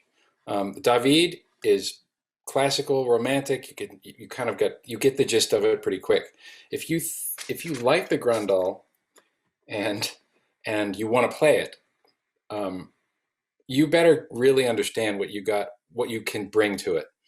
It's not an easy piece, and I've because of teaching, I've had to revisit it so many times, and it drove me crazy because I've always felt like there's a lot of music in here that's not being pulled out generally. And people get stuck on the technique of it to the degree that the breadth of expression just barely comes out. And I've heard a lot of auditions where people really want to play it. So that's that is a piece that keeps coming up, and I always am disappointed. And I just heard somebody play who was on an audition panel say, I never want to hear that piece ever again. That's a piece of garbage. And I thought, I think the only reason that you feel that way is because of how it's been performed, because it's actually a pretty nice piece, especially if you take your time and you understand it. David is something that most people can get their head around musically and technically pretty quick. That's why it's on a lot of high school auditions, and it actually, and John recently had to play it in a different audition for us. So, it kind of runs the whole gamut of levels. It shows a lot really quick. But I just think that the Grundal is a tricky one because it can come across as it's very, very, very romantic. And if you don't show that you have control over it, you shouldn't touch it. Not in an audition anyway. I slightly disagree. I do think you should definitely put your best foot forward. However, I will just say that in my experience as a player, my best foot has usually been on the pieces that I actually enjoyed. It took me a long, long time to understand David enough to where I could enjoy it. I just didn't like it at first. And now I can get behind it. I can really get into the headspace. Okay, this is how you want to But the Grandal for me, that was so easy to work on and when it's easy for you to work on it because you like it, oftentimes you end up practicing it more, or you end up finding solutions more easily than the stuff you kind of have to force yourself to do. And like Damien was saying, obviously forcing yourself to like something it's in and of itself a skill that you must learn as a musician. But it obviously it depends. You have to kind of make that judgment call for yourself. Just because you like something doesn't mean you can play it. So Paul's never heard the Grandal. No, I was letting the tenor trombone players. I was letting the tenor trombone players answer. But I mean, just to throw my 2 cents in. Again, I think you need to put yourself in the place of the committee. Especially if you were not a trombone player that was listening to a trombone audition, you're not going to think to yourself, "Oh, that player is playing something that is." I'm going to give them cookies for kudos for playing something that's hard. You have to play something that you sound great on, and if it's because you like it that you play great on it, or it's just within your wheelhouse of technique, play something that you sound great on, because that's what's going to get you the job. That was great. Thank you guys so much. So our second question was actually during Weston when you were coaching the cavatin. So the question was on the triple tonguing. Any preference for the TTK or versus the for a triple tongue, and if something like that? I've always used TKT. If you look in the Arben's book, it says that you should do TTK, and I think it's just a matter of what people develop a certain degree of comfort with. All in all, TTK and TKT are the same thing. It's just after you do them a certain amount of times, it's 2 T's and a K. It just depends on where in the process you decide you want to start. So I don't necessarily think that one is any better than the other. For me, it's just what I started with in high school and became super, super comfortable with. And I've never had an issue with triple tongue where I had to go back and reinvent the wheel in some other way. At this point in time, I'm so hardwired to do it that way that if I do TTK, after a while, I start getting tongue-tied, actually. So I've just never bothered with it because I never needed to. I'd be curious actually, I'm wondering what you guys think about this. I didn't work on triple tongue and double tongue all that much, but it comes up and you have to do it. I've found there's a lot of Verdi in certain passages that I actually think I experimented with both, and there's a difference, at least for me when I do it. The ta-ka-ta-ta is a different sound from ta-ta-ka-ta. It just sounds different. One is a little tighter, and one lands on the next beat in a different way. So to me, that's just me doing it. But if I do them back and forth, there have been a lot of times where the ta-ka-ta-ta works a lot better with some of the stuff that we have to do, like fanfare stuff, because you want to hear the beginning really strong, ta-ka-ta-ta, ta-ka-ta-ta.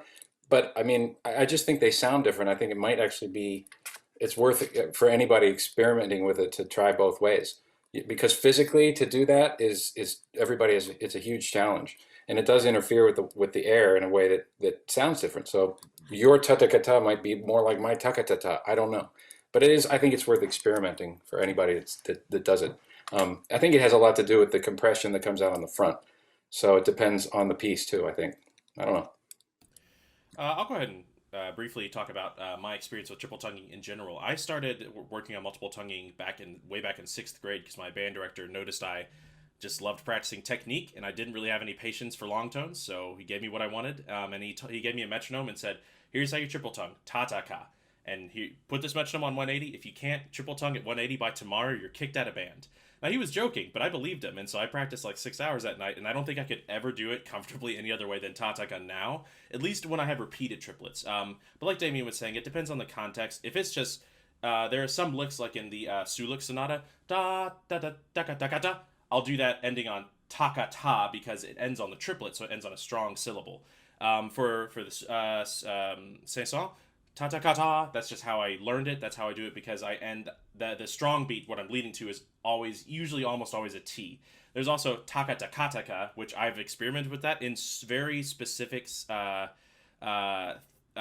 etudes or solos, and sometimes, very rarely, I will use that, but it really just depends on what's comfortable for you in what moment of the piece. Yeah, I think it's about muscle memory. I mean, you can learn to do both. I think maybe it would get a little confusing here or there, but I learned straight from the Arbans, ta-ta-ka, ta-ta-ka, because I wanted to play Carnival of Venice, I was envious of my trumpet playing friends, wanted to play that piece. So I've been practicing multiple tongues since I was probably 10 years old. But yeah, it's either one can work, but especially when you're young and just trying to figure out, pick one, lean on your metronome, and let the muscle memory develop. Thank you guys, that was so helpful. I really appreciated that. So the next question we have is actually about, is buzzing something that you do as part of your routine, or is only a tool to correct and check? Go, Paul.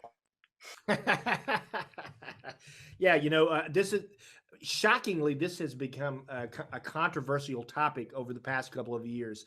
I mean, I can remember time 25 or 30 years ago when nobody questioned the validity of buzzing.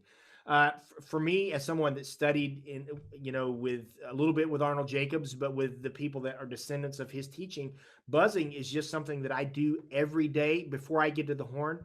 My routine is I breathe and stretch a little bit to prepare my body. Then I immediately go to my mouthpiece with drones and do some easy buzzing exercises. I mean, I personally believe that the relationship between the mouthpiece and the instrument is like the relationship between your phone and a Bluetooth speaker. If your phone is not sending the right information to the Bluetooth speaker is not going to do its job.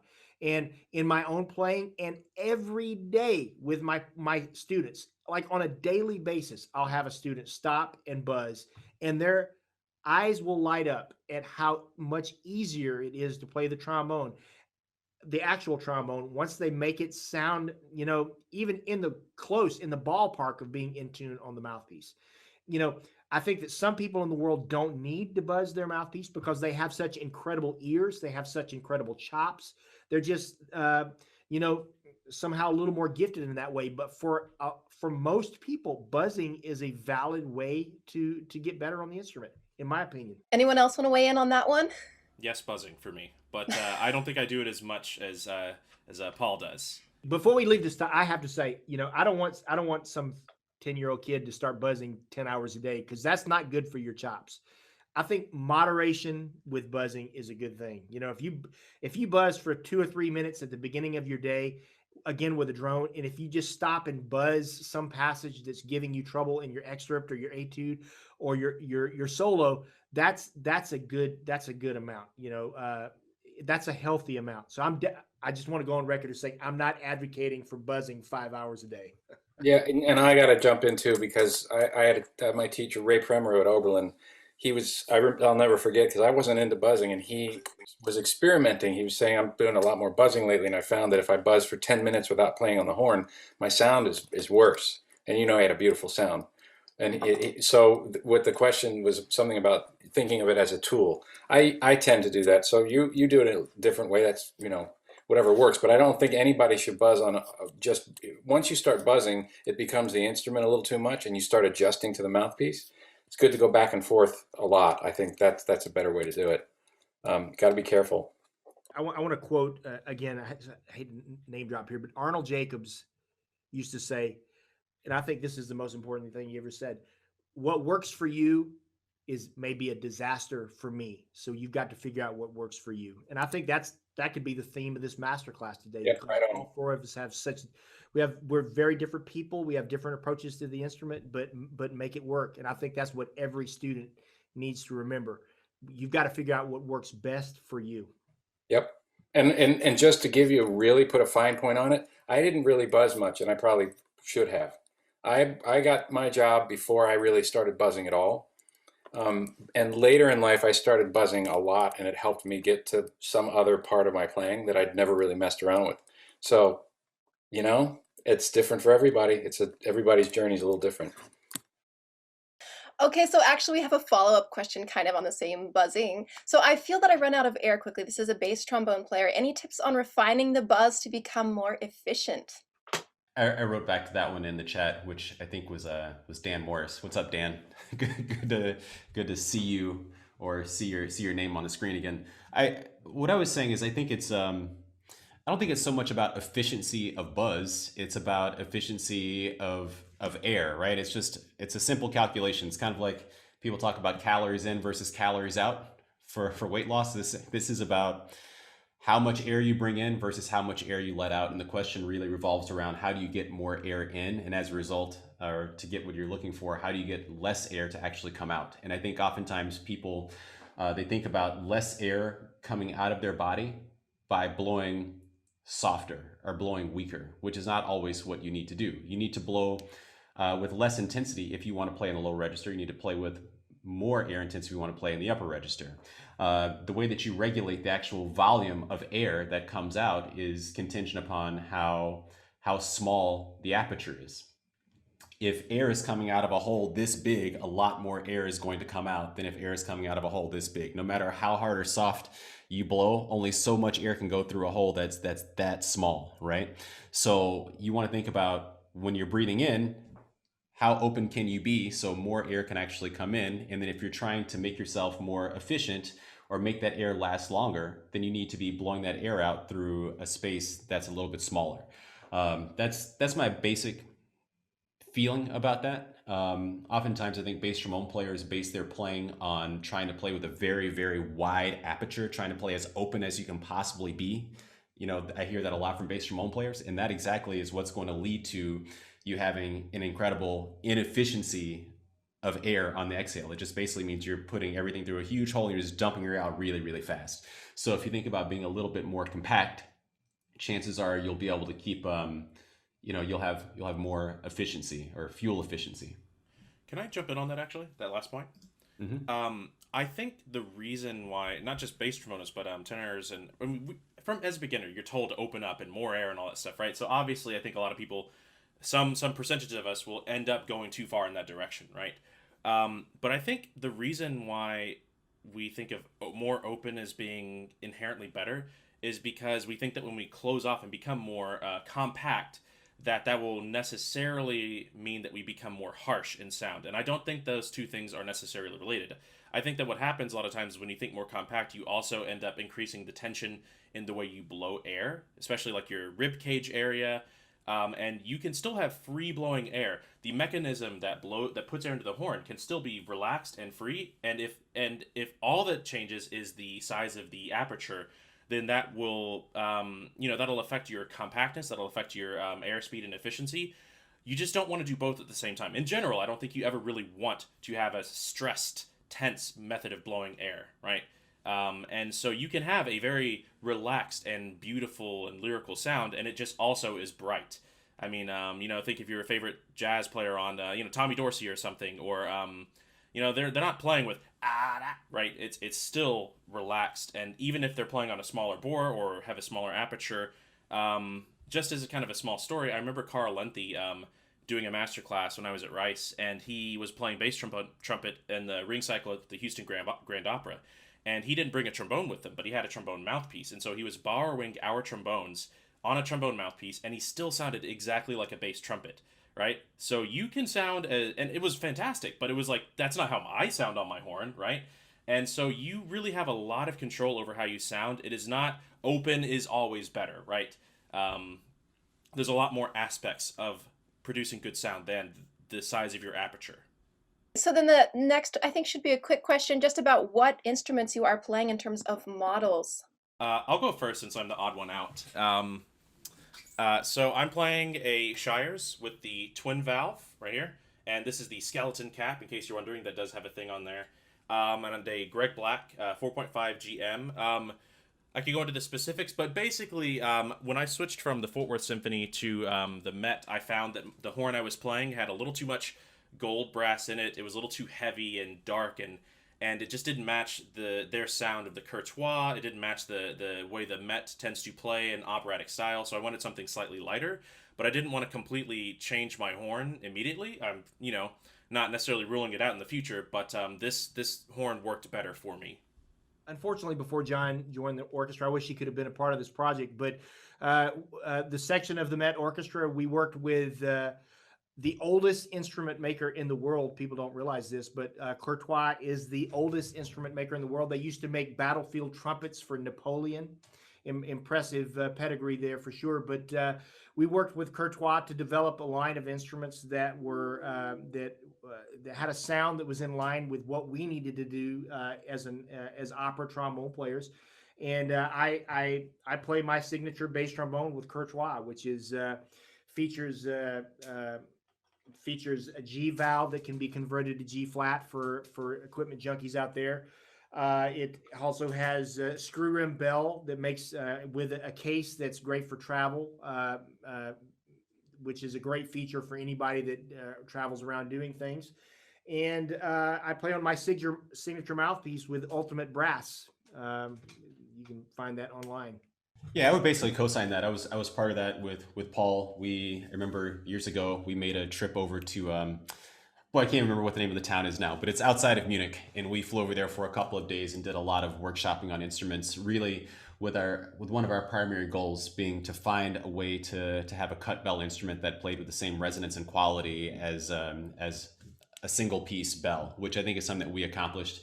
And having the cut bell case has made travel so much more enjoyable and easy to do. You know, having a case that can fit in the overhead compartment of a bus or the smallest plane is a life-changing event if you're a busy trombone player, not in these current times, but normally when you're traveling all over the world and playing recitals and things like that. It also gets you a little bit more respect at the airport because people mistake it for a violin every once in a while, which is nice. But I've really enjoyed working with Courtois. I love the instruments. I think they have a really beautiful resonant sound, of course, assuming that you put the right input into them. And also I've just really enjoyed working with the company as well, because oftentimes when you're working with a company, you're not just relying on them to build your horn that you feel really good about, but also being people you feel good about working with. So like Francois Clark, who's the CEO and president of Buffet Crampon USA, we've got a really great relationship with them. They've done really important work donating instruments and donating funds to students who are underserved and underrepresented. So it's been a really fantastic relationship all around. Yeah, I agree with all that. But when people talk about equipment, I just cringe. I can't stand talking about equipment. I think it's very personal. It's so specific to you. I mean, everybody sounds different. You can play the same instrument, pass it around, everybody sounds different, right? So, you know, why are we talking about a horn or a mouthpiece or this or that? I mean, and I'm pretty indignant about the whole thing because of how I won my job on a broken instrument, and I managed to do it, right? You can do anything on your instrument right now. Whatever that horn is, you'll be able to pull it off. There are limitations, sure. And the instrument I'm playing on now is the best instrument I probably ever played on. I love it. But 10 years ago, 20 years ago, I might have felt different. So when you're talking about it, people talk about equipment like there's some kind of answer. There's no answer with equipment. I mean, you're going to play and you're going to experiment and you're going to find out a balance between what you can do with your body and your mind. And then you're going to pick up equipment every now and then that feels a little bit better. And maybe it works. And maybe 3 months later, you say, why did I ever do that? And you go back to the old one. Or you just can't know. And so it's just such a dangerous path to go down. And 99% of the time, to me, it seems unnecessary. If you've got a fine instrument, there's so many good instruments out there. But I will say that I love playing with you guys. I mean, when we all went on these Courtois instruments, I felt it just was comfortable, easy every single night. And again, like the relationship there is fantastic. It's a great company, and I miss Francois. So can I just jump in real quick? Another one of the many commonalities between Damian and I's experience is that I also won the job on a broken horn. My valve was misaligned. I wasn't playing on my lead pipe. Apparently had a dent in it. You know, there was some things that just were not working well. And that applies to both Fort Worth Symphony and the Met. And also, if you want to find my exact specifications, you can go to the Shire's website and go to the artist page, and you can figure out exactly what lead pipe I use and the bell and whatnot. So. Perfect. Thank you, guys. So the next question is about how do you build up endurance to play I think it was the Holst excerpt a few times over without being completely chopped out? The answer that I gave to this question was, I think you have to think about high playing or high intensity playing, which for trombone players or brass players is high or loud playing, in a similar way that you would think about developing strength and endurance as an athlete in a weight room. You know, in general, when you're working on something with very heavy weights, the general guidance is to do fewer repetitions with longer breaks. That's why most of the time, if you go to the weight room, you won't see someone doing their max bench press and trying to do it 10 times. Or if they're lifting something very heavy, they'll lift usually 3 repetitions and then give themselves 2 or 3 minutes of break. If you're doing lighter weight, you might lift something 12 to 15 times and only break for 45 to 60 seconds. And over time, as you develop strength, what feels heavy is going to change. Heavy is relative. So what's heavy for someone who has only been playing the instrument for a year is going to be different than someone who's been playing for 20 years and has a lot of experience.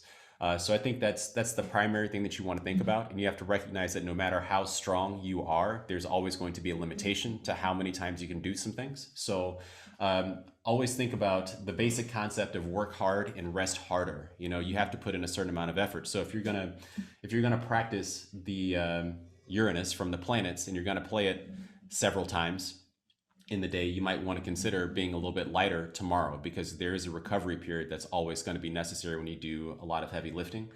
And the last bit is just be thoughtful about all the different ways that you can improve on something. Kind of like Paul was talking about earlier. He said, that dynamic is salt and it can ruin everything. You can destroy your face by only focusing on certain aspects of an excerpt. So if you're playing Uranus has a lot of rhythmic difficulties in it that you have to think about. You don't have to play this fortissimo and in the octave to organize the rhythmical complexities of the piece. You can play it mezzo forte and down the octave until you get that right. A lot of the slide positions are actually the same between those 2 octaves. You can figure out your slide technique that way. You can figure out your slide technique without actually putting your mouthpiece to your face at all. You can just sing and do those types of things. So think about all the different ways that you can work to improve an excerpt without just simply beating your face in the whole time. And maybe you save playing it at dynamic and at register for only 2 or 3 repetitions throughout the day. To give a specific, some kind of specific thing that I've done over the years. Trombone players, I'm sure there are a lot of trombone players listening to this. We play Bordonis quite a bit. I think I have pretty good endurance, and I think I have pretty good range, and I attribute that to Bordonis in every register of the instrument. Practically every day of my life. A Bordoni down the octave, down 2 octaves, down 3 octaves, up an octave, in tenor clef down an octave, tenor clef down 2 octaves. And depending on time, maybe not the whole thing, but I do that every day, and I really truly believe that's the reason why I have great endurance. I can remember a time in my life when I did not have great endurance, and I had limitations on range, and I would do a Bordoni as written, possibly in tenor clef and maybe down an octave. And then slowly over time, I've started adding another floor to the height of my building and another floor to the basement of my building. And practically every day now I play a Bordoni up an octave and tenor clef up an octave, depending on the key, and down 3 octaves. And I just attribute that to my endurance and my range. And I've just done it for many years. And again, it's going to be different for everyone, but that's something specific that I've done over the years that I think really helps endurance, and it can help endurance in the high range as well. Just to piggyback off of that, something I'll ask my students a lot of times is they'll come up to me, especially the younger ones working on high range for the first time, trying to get their high B flats, sometimes, high Ds or whatever. And they'll say something along the lines of, yeah, I don't know, it's just really hard. It's like a squeak, I can't get it out. And then I'll ask them, well, how often do you practice that note? And they'll be like, oh, not very often, right? You have to play the things that you're bad at if you want to get better at them. That was a big revelation for me. It sounds so obvious in hindsight, but if you actually take a look at your practice schedule and what you're focusing on, how often do you do the very hard work of just feeling bad about your practicing because you're playing the stuff you're bad at, It's more mentally and emotionally taxing for sure, but the bottom line is, if you want to get better endurance, you have to play in the high range for longer and longer periods of time each day. And of course, the rest aspect is extremely important in that equation.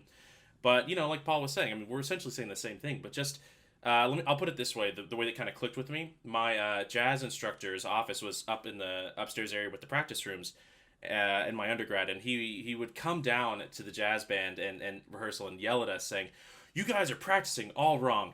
I walk up there and you guys all sound great. What, you're supposed to sound bad in the practice rooms. What are you doing playing the stuff you're good at?" And it just really, eventually it kind of clicked with me that, oh, I actually need to, prioritize that stuff, and keep, when I get good at that, then I can work on something else. Yeah, what Weston said about playing the excerpts without playing the instrument or playing anything, just thinking about it, breathing, trying different things, and I don't want to call anybody out, students out at all. It's just that every time in a lesson where I say, well, what have you been working on? How are you working on this? Okay, well, did you do the thing that we talked about 2 weeks ago, where you build up gradually, try this exercise? Well, I did a little bit last Tuesday. Okay. What about that other thing we talked about? You've been doing it? Yeah, no, I forgot about that. Okay, well, you should do that this week. Let's try that. Okay, let's do a little bit of that right now. And then we spend about 5-10 minutes, and every time it gets better. Every time. So when you're looking at your own behavior, and this goes for a lot of stuff, but especially something so specific as playing an instrument, you got to look and say, am I really doing all that stuff that I've been told to do that I know better? It takes an incredible amount of discipline, and patience. So when you're playing and like, I still can't hit a B flat, I still can't do this, and I'm playing this solo and whatever. Did you think of it in terms of a two-week period where you're just doing a little bit, oh, I'm tired, I'm supposed to stop when I'm tired. I really want to get better, and you just keep going, the next day feels terrible. There are these patterns, and if you write it down and you look at your behavior, if you're honest with yourself, which I'm not, you'll get better, which I don't. Kidding. So but most of the time when I'm sitting with a student and they're struggling with the things that we're talking about right here, we get to the truth of it pretty quick. Everybody that plays an instrument is pretty obsessive. Like, our minds just go, we can play a passage 1,000 times, and it's like, you got to stop yourself after that 5th time and walk away and take a minute and say, what would make this better? I'm not getting any work done. I got to stop. This is not helpful. Most people don't actually do it. And I think the people that do it, that really do that kind of work, that can balance that sort of obsessiveness with productivity and mindfulness, get better faster. Talking to you, 3 of you guys, it is exactly that. It's a lot going on playing an instrument. There's nothing like it. It's not easy. It kind of covers everything all at the same time in life. So be patient. Patience. Are you sure you want to advise patience? Isn't that hard for all of us? Okay, so I have another question here. Damian, you have a question or a thought on patience, something brilliant for all of us that will help us all be more patient as we work on our instruments. Do I have that right now? Actually, I mean, with the way things are these days, if you can't find a way to be patient right now, then you might be in trouble. There's not much going on, right? This is the time to figure out if you can get better at a number of things in your life. We're out of work, so it's another world right now. A lot of students keep saying, how do I stay motivated? How do I stay motivated? So do this stuff that we've talked about. That in the past, I didn't get to practice this much this week because we had these ensembles and I had to do this group and I had to play this mock audition class. A lot of that's not happening now. So you want to stay motivated, do this, really focus on your playing, make it really personal for a while. We can't get together, most of us. So this is the time to figure out what you're really made of, to see if you can get up every day and be smart with your playing and watch yourself get better. If you get better, you'll be more motivated. It's tough. It's really hard, but that's what I would say for these days. It's really hard. Can I say one quick thing on that? We experience other people as what they do and who they are. We experience ourselves as a series of decisions and feelings, right? So you look at someone who's good at practicing and who is improving, and that's just who they are. I find it really helpful, or I found it helpful as a student, to judge myself the same way I judged them, and to ask myself what kind of person I wanted to be. Do I want to be the kind of person who keeps saying no to practicing every day? Or do I want to be the kind of person who, despite how little motivation I had for that particular day, how tired I was, just trudged my way to the practice room with my instrument and did it anyways, right? I thought that was a lot easier to tackle in terms of motivation. I think you're right. It's either that or you put, some people can just put a schedule down and say, for 20 minutes I'm working with the tuner, for 10 minutes I'm doing this. Some people can do that. I'm more like what you just said. I don't want to be that kind of person. I agree with that. That's good. Okay, moving on to our next question, and hopefully we're about halfway there. We'll try to speed them up a little bit just so I don't take all day with you guys. Counting rests. Do you count all of your rest bars when playing an opera, or are there tricks that you use for keeping track of where you are, and how helpful is tacit? I have to because I'm new to all this. These guys, Damien could sleep through all of it and play, just get his note out, go back to sleep. Paul's got it. Paul's got it. Look over at me and say, "What's the count?" And I go, "It's right here. It's the count right here." If you can't feel it, if you're counting, no, forget it. You're a failure. If you got to count rests, if you're doomed. No, I'm kidding, John. I'm kidding. No. I mean, it's like everything. Do you have to count rests and in some of the songs that you know the best? Of course not. Eventually, you just know the song. And even though these songs are very long, there are a few where you've got to count, but it's okay. This is how the song goes. Now it's my turn to play. Time to join in. But it's 26 years in, so I don't know anymore. I don't remember. Should have been 27, by the way. I think that basically answers it. Yeah. No. I've gotten a lot of ridicule and jokes from these guys. Not John. We don't play at the same time. But what's the count? I don't know. What are you counting for? We played together like once when I had to sub in second, and you made fun of me for not knowing something I'd never seen before. I was joking. I'm sure it was a joke. What? Do you remember what it was? Fanchula, something like that. Okay, so don't count, just feel it. Got it. So then, Got it. If you count and you get off one bar and come in wrong, do you feel better because you counted? good point. That's what happens. If you don't know the piece and you think, I think I missed a bar, I'm 22, you get nervous. If you know how it goes, you'll be fine. Wonderful, thank you. So the next question is about how often do you attend performances to hear your colleagues sound from the perspective of the audience? I definitely do it pretty much as often as I can when if I'm not just exhausted and I'm not just like taking a mental day off, then I'll try to come listen, hear how the orchestra sounds, because I'm new. I feel like I have to do that. There's no other way for me to really get a sense of how we sound in relation to the rest of the orchestra. There's no other way. So if I'm gonna at all do my job right and get tenure, which I did, thankfully, then thank you. Barely got it. Finger over the finish line. So there's no other way to figure out how you sound. The acoustical environment of being in the pit versus in the orchestra is just too different. Yeah, I think all of us hear each other play quite a bit because the Met has basically had a thing where we can attend rehearsals even when we're not playing. So oftentimes we'll come to rehearsals so that we're aware of what's happening with an opera, what a certain conductor is doing, what the tempos and the pulse are like, because we have a lot of shows that are considered to be switchable operas, which means we're not necessarily playing with the exact same section for every show. So we may be doing Aida, for example, and there's a rehearsal where Damien is playing, and the next rehearsal John is playing, and then John's playing the first performance or something like that. And so we come to make sure that we know exactly what's going on. So sometimes we'll be sitting in the pit when we're not playing. Sometimes we'll be sitting in the orchestra level of the audience listening when we're not playing, and you learn a lot that way.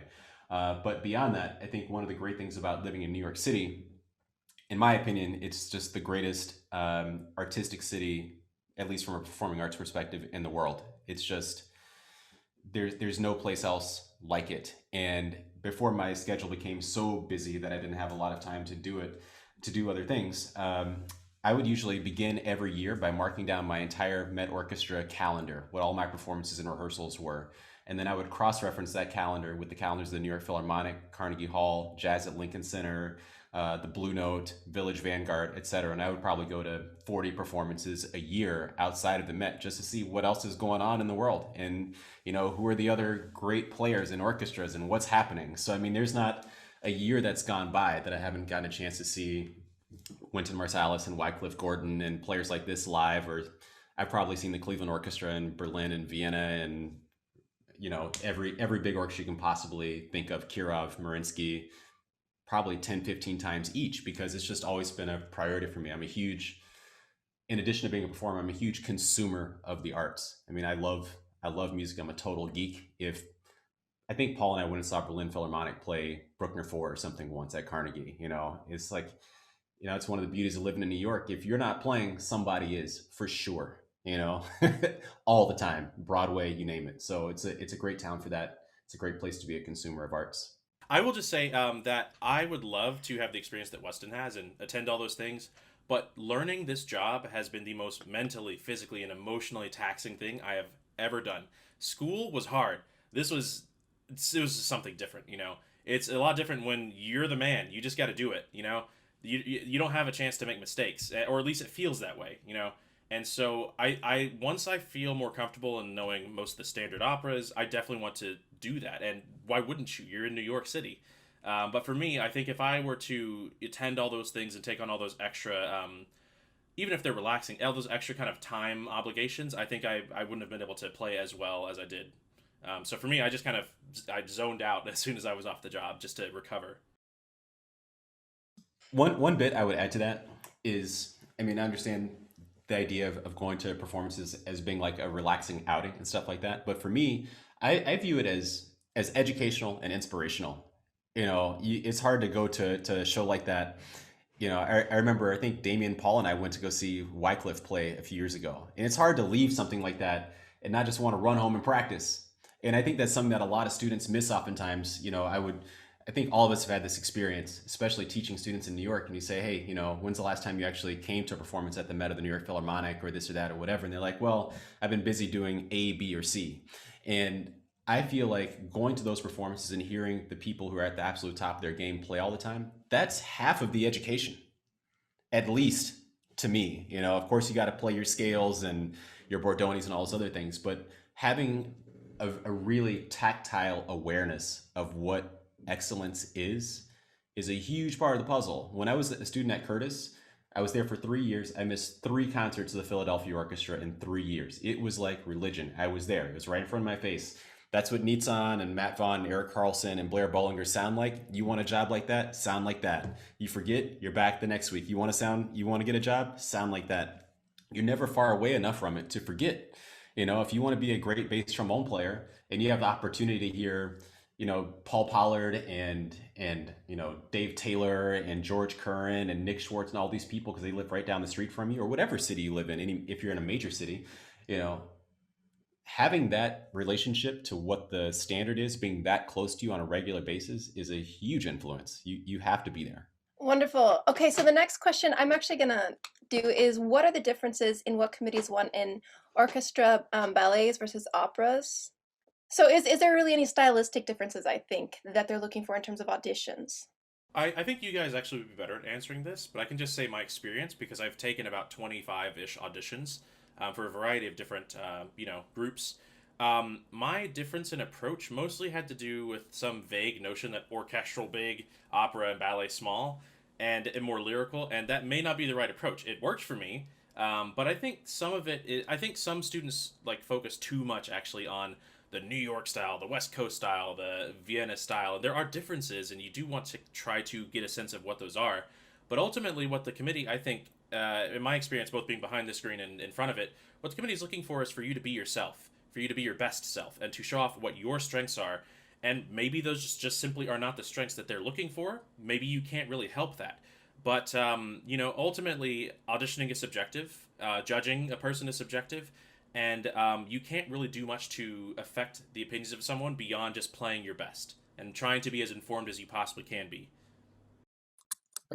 I would, if you're playing with the notion that you're going to figure out what a committee wants you to sound like, you're going to not be yourself. It's a strange thing even to question it. Like, well, maybe if you're going to a party, do you say, well, what kind of people do they like to hang out with at that party? Should I even go? I don't know. It's like you have to be yourself all the time. So think of it yet another way. You have faked your way into an audition by playing the way that you are convinced that this panel wants you to play like. Now you have to do that every single day of your life. Nightmare. That's a nightmare. So you never actually end up getting to be yourself, or you can kind of sneak it in and change the environment maybe. But why would you do that? I mean, maybe you're a fine enough player, flexible enough to get it in a position or an audition where you know that, like, well, this is the way I prefer to play. I'm gonna show them I can do this other thing, and then we'll work it out later, and maybe it works. But if you're not aware that you're kind of tweaking it a little bit, or if you're not showing yourself anywhere along the way, it's very unlikely you're ever going to get through. Anyway, it just doesn't work. It's going to sound unnatural. That's what I think, and that's after hearing a lot of auditions and a lot of students. People sound their best when they understand how to play the instrument. They basically figure out how to play in tune and in time, and they have some musical ideas. Everybody sounds great. If you could do that, you're going to sound great. Now, if you're worried, just don't. I've always said, do not second guess the committee. Don't do it. Paul had some interesting comments, however, on this earlier, because there is a part of him, let's say, that some of that's true. But don't like get rid of your personality along the way. You can't do that. You got to just add a few elements, But you've got to be yourself. I wouldn't want to hang out with somebody at that party. I would know right away at that party if somebody was faking it, and it's the same in an audition. I agree. I agree to a certain extent, but just to play devil's advocate for a moment, if you are a person that, let's face it, especially as a bass trombone player, there aren't that many jobs. There aren't that many job openings out there. There are going to be a lot of them after COVID's over, but up to this point in history, there might have been one bass trombone opening every year. Maybe there were times when there were no bass trombone openings for 2 or 3 years. And you could be desperate to get a playing job. You don't care what it is. You want to get a playing job. I mean, my personal experience, having played with, every major orchestra in America, on the West Coast, the Midwest, and the East Coast, is there are profound differences with the way the different orchestras interpret music, with what the expectation of the trombone, the role of the trombone within the orchestra. And if you're a person that is saying, "Hey, I will be what this orchestra wants me to be for the next 50 years if I can get the job playing in that orchestra," the way you learn that is through listening, attending. This kind of piggybacking off of what was discussed earlier.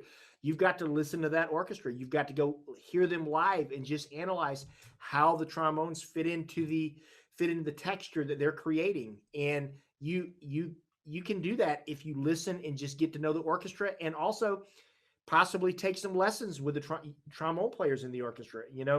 You're going to get a real feel for how the orchestra plays by listening to those trombone players demonstrate and talking to them about how it wants to sound. Both fine ensembles, in different ways. Two of my favorite orchestras in the world, the New York Philharmonic, plays in a very different way from the Cleveland Orchestra. Both at an incredibly high level. But if you go to hear those two orchestras on back-to-back nights in Carnegie Hall, there's no way there can be any debate about the fact that the trombones play a different role in the texture that's being created there. And if you're just a person that is desperate to have a job, you've got to listen to those orchestras in recording and live and just figure out how you fit in as a trombone player in the different situations. My opinion. It's a tough spot to be in, because that logically that makes perfect sense. But to lose yourself along the way it's dangerous. You got to be smart. You really got to figure it out. You got to be smart. We have time for just a couple more questions here. Just following up on some of that, actually, is talking about when there's a vacancy in the section, because it's kind of the same topic. Are you looking purely for the best player, or how important is it that person you hire? Is it what kind of person you hire, and how can you tell that from just a 10-minute audition? I'll answer that one. I think that, first of all, that speaks to what the process is. The process at the Metropolitan Opera doesn't allow for us to have a session where we find out if we really like hanging out with this person or having a beer with them. Our process is a meritocracy-based process. We have multiple rounds. Every round is behind a screen. It's completely anonymous. Members of the committee don't get the opportunity to speak with each other or discuss candidates or their performance or who they liked or whatever. So you are hired from anonymity. I can't remember what I was, but I might have been like number 46 or something on the first day, and number 2, I think, on the second day, and number 4 on the third day or something like that. Oh, I remember. I had your name the whole time they gave it to me. Right. So, that's the way that our hiring process works. There are other places that obviously have a different hiring process. When they get to the later rounds, the screen comes up. In fact, a decent number of orchestras are like that, but more and more orchestras are actually coming around to the way that we do it, which I think is great. And then some orchestras have trial weeks and things like that. And every time that you raise a screen or have trial weeks or whatever, of course, I mean, people are under the impression or they're hoping to give the job to the quote unquote best player, the person who's the best fit or whatever that means. But that opens the door to any number of other factors beyond the playing having an influence on what the decision making is. So I think one of the things I'm most proud of about being at the Met, and I think something that all of us can say, is everyone knows that we got our job same way. All four of us are on this screen, walk from behind the screen, and that was the deal. None of us had close relationships with one another before the job. None of us got to hang out and talk about what to do from round to round, or got some special tips or things like that. You just, and I think that creates a certain degree of equity and fairness amongst the group, and also a certain amount of respect amongst the group, because hey, everyone got here through the same process. Okay, so then actually just to wrap up, I just want to say a big thank you to everyone again. Thank you so much to our performers. Thank you so much to our panelists. We really appreciate your input, and thank you for coming in and dedicating all this time to all these answers as well. I'm sure this has been very helpful for so many people. So just a big round of applause for everybody who participated today, and thank you to all.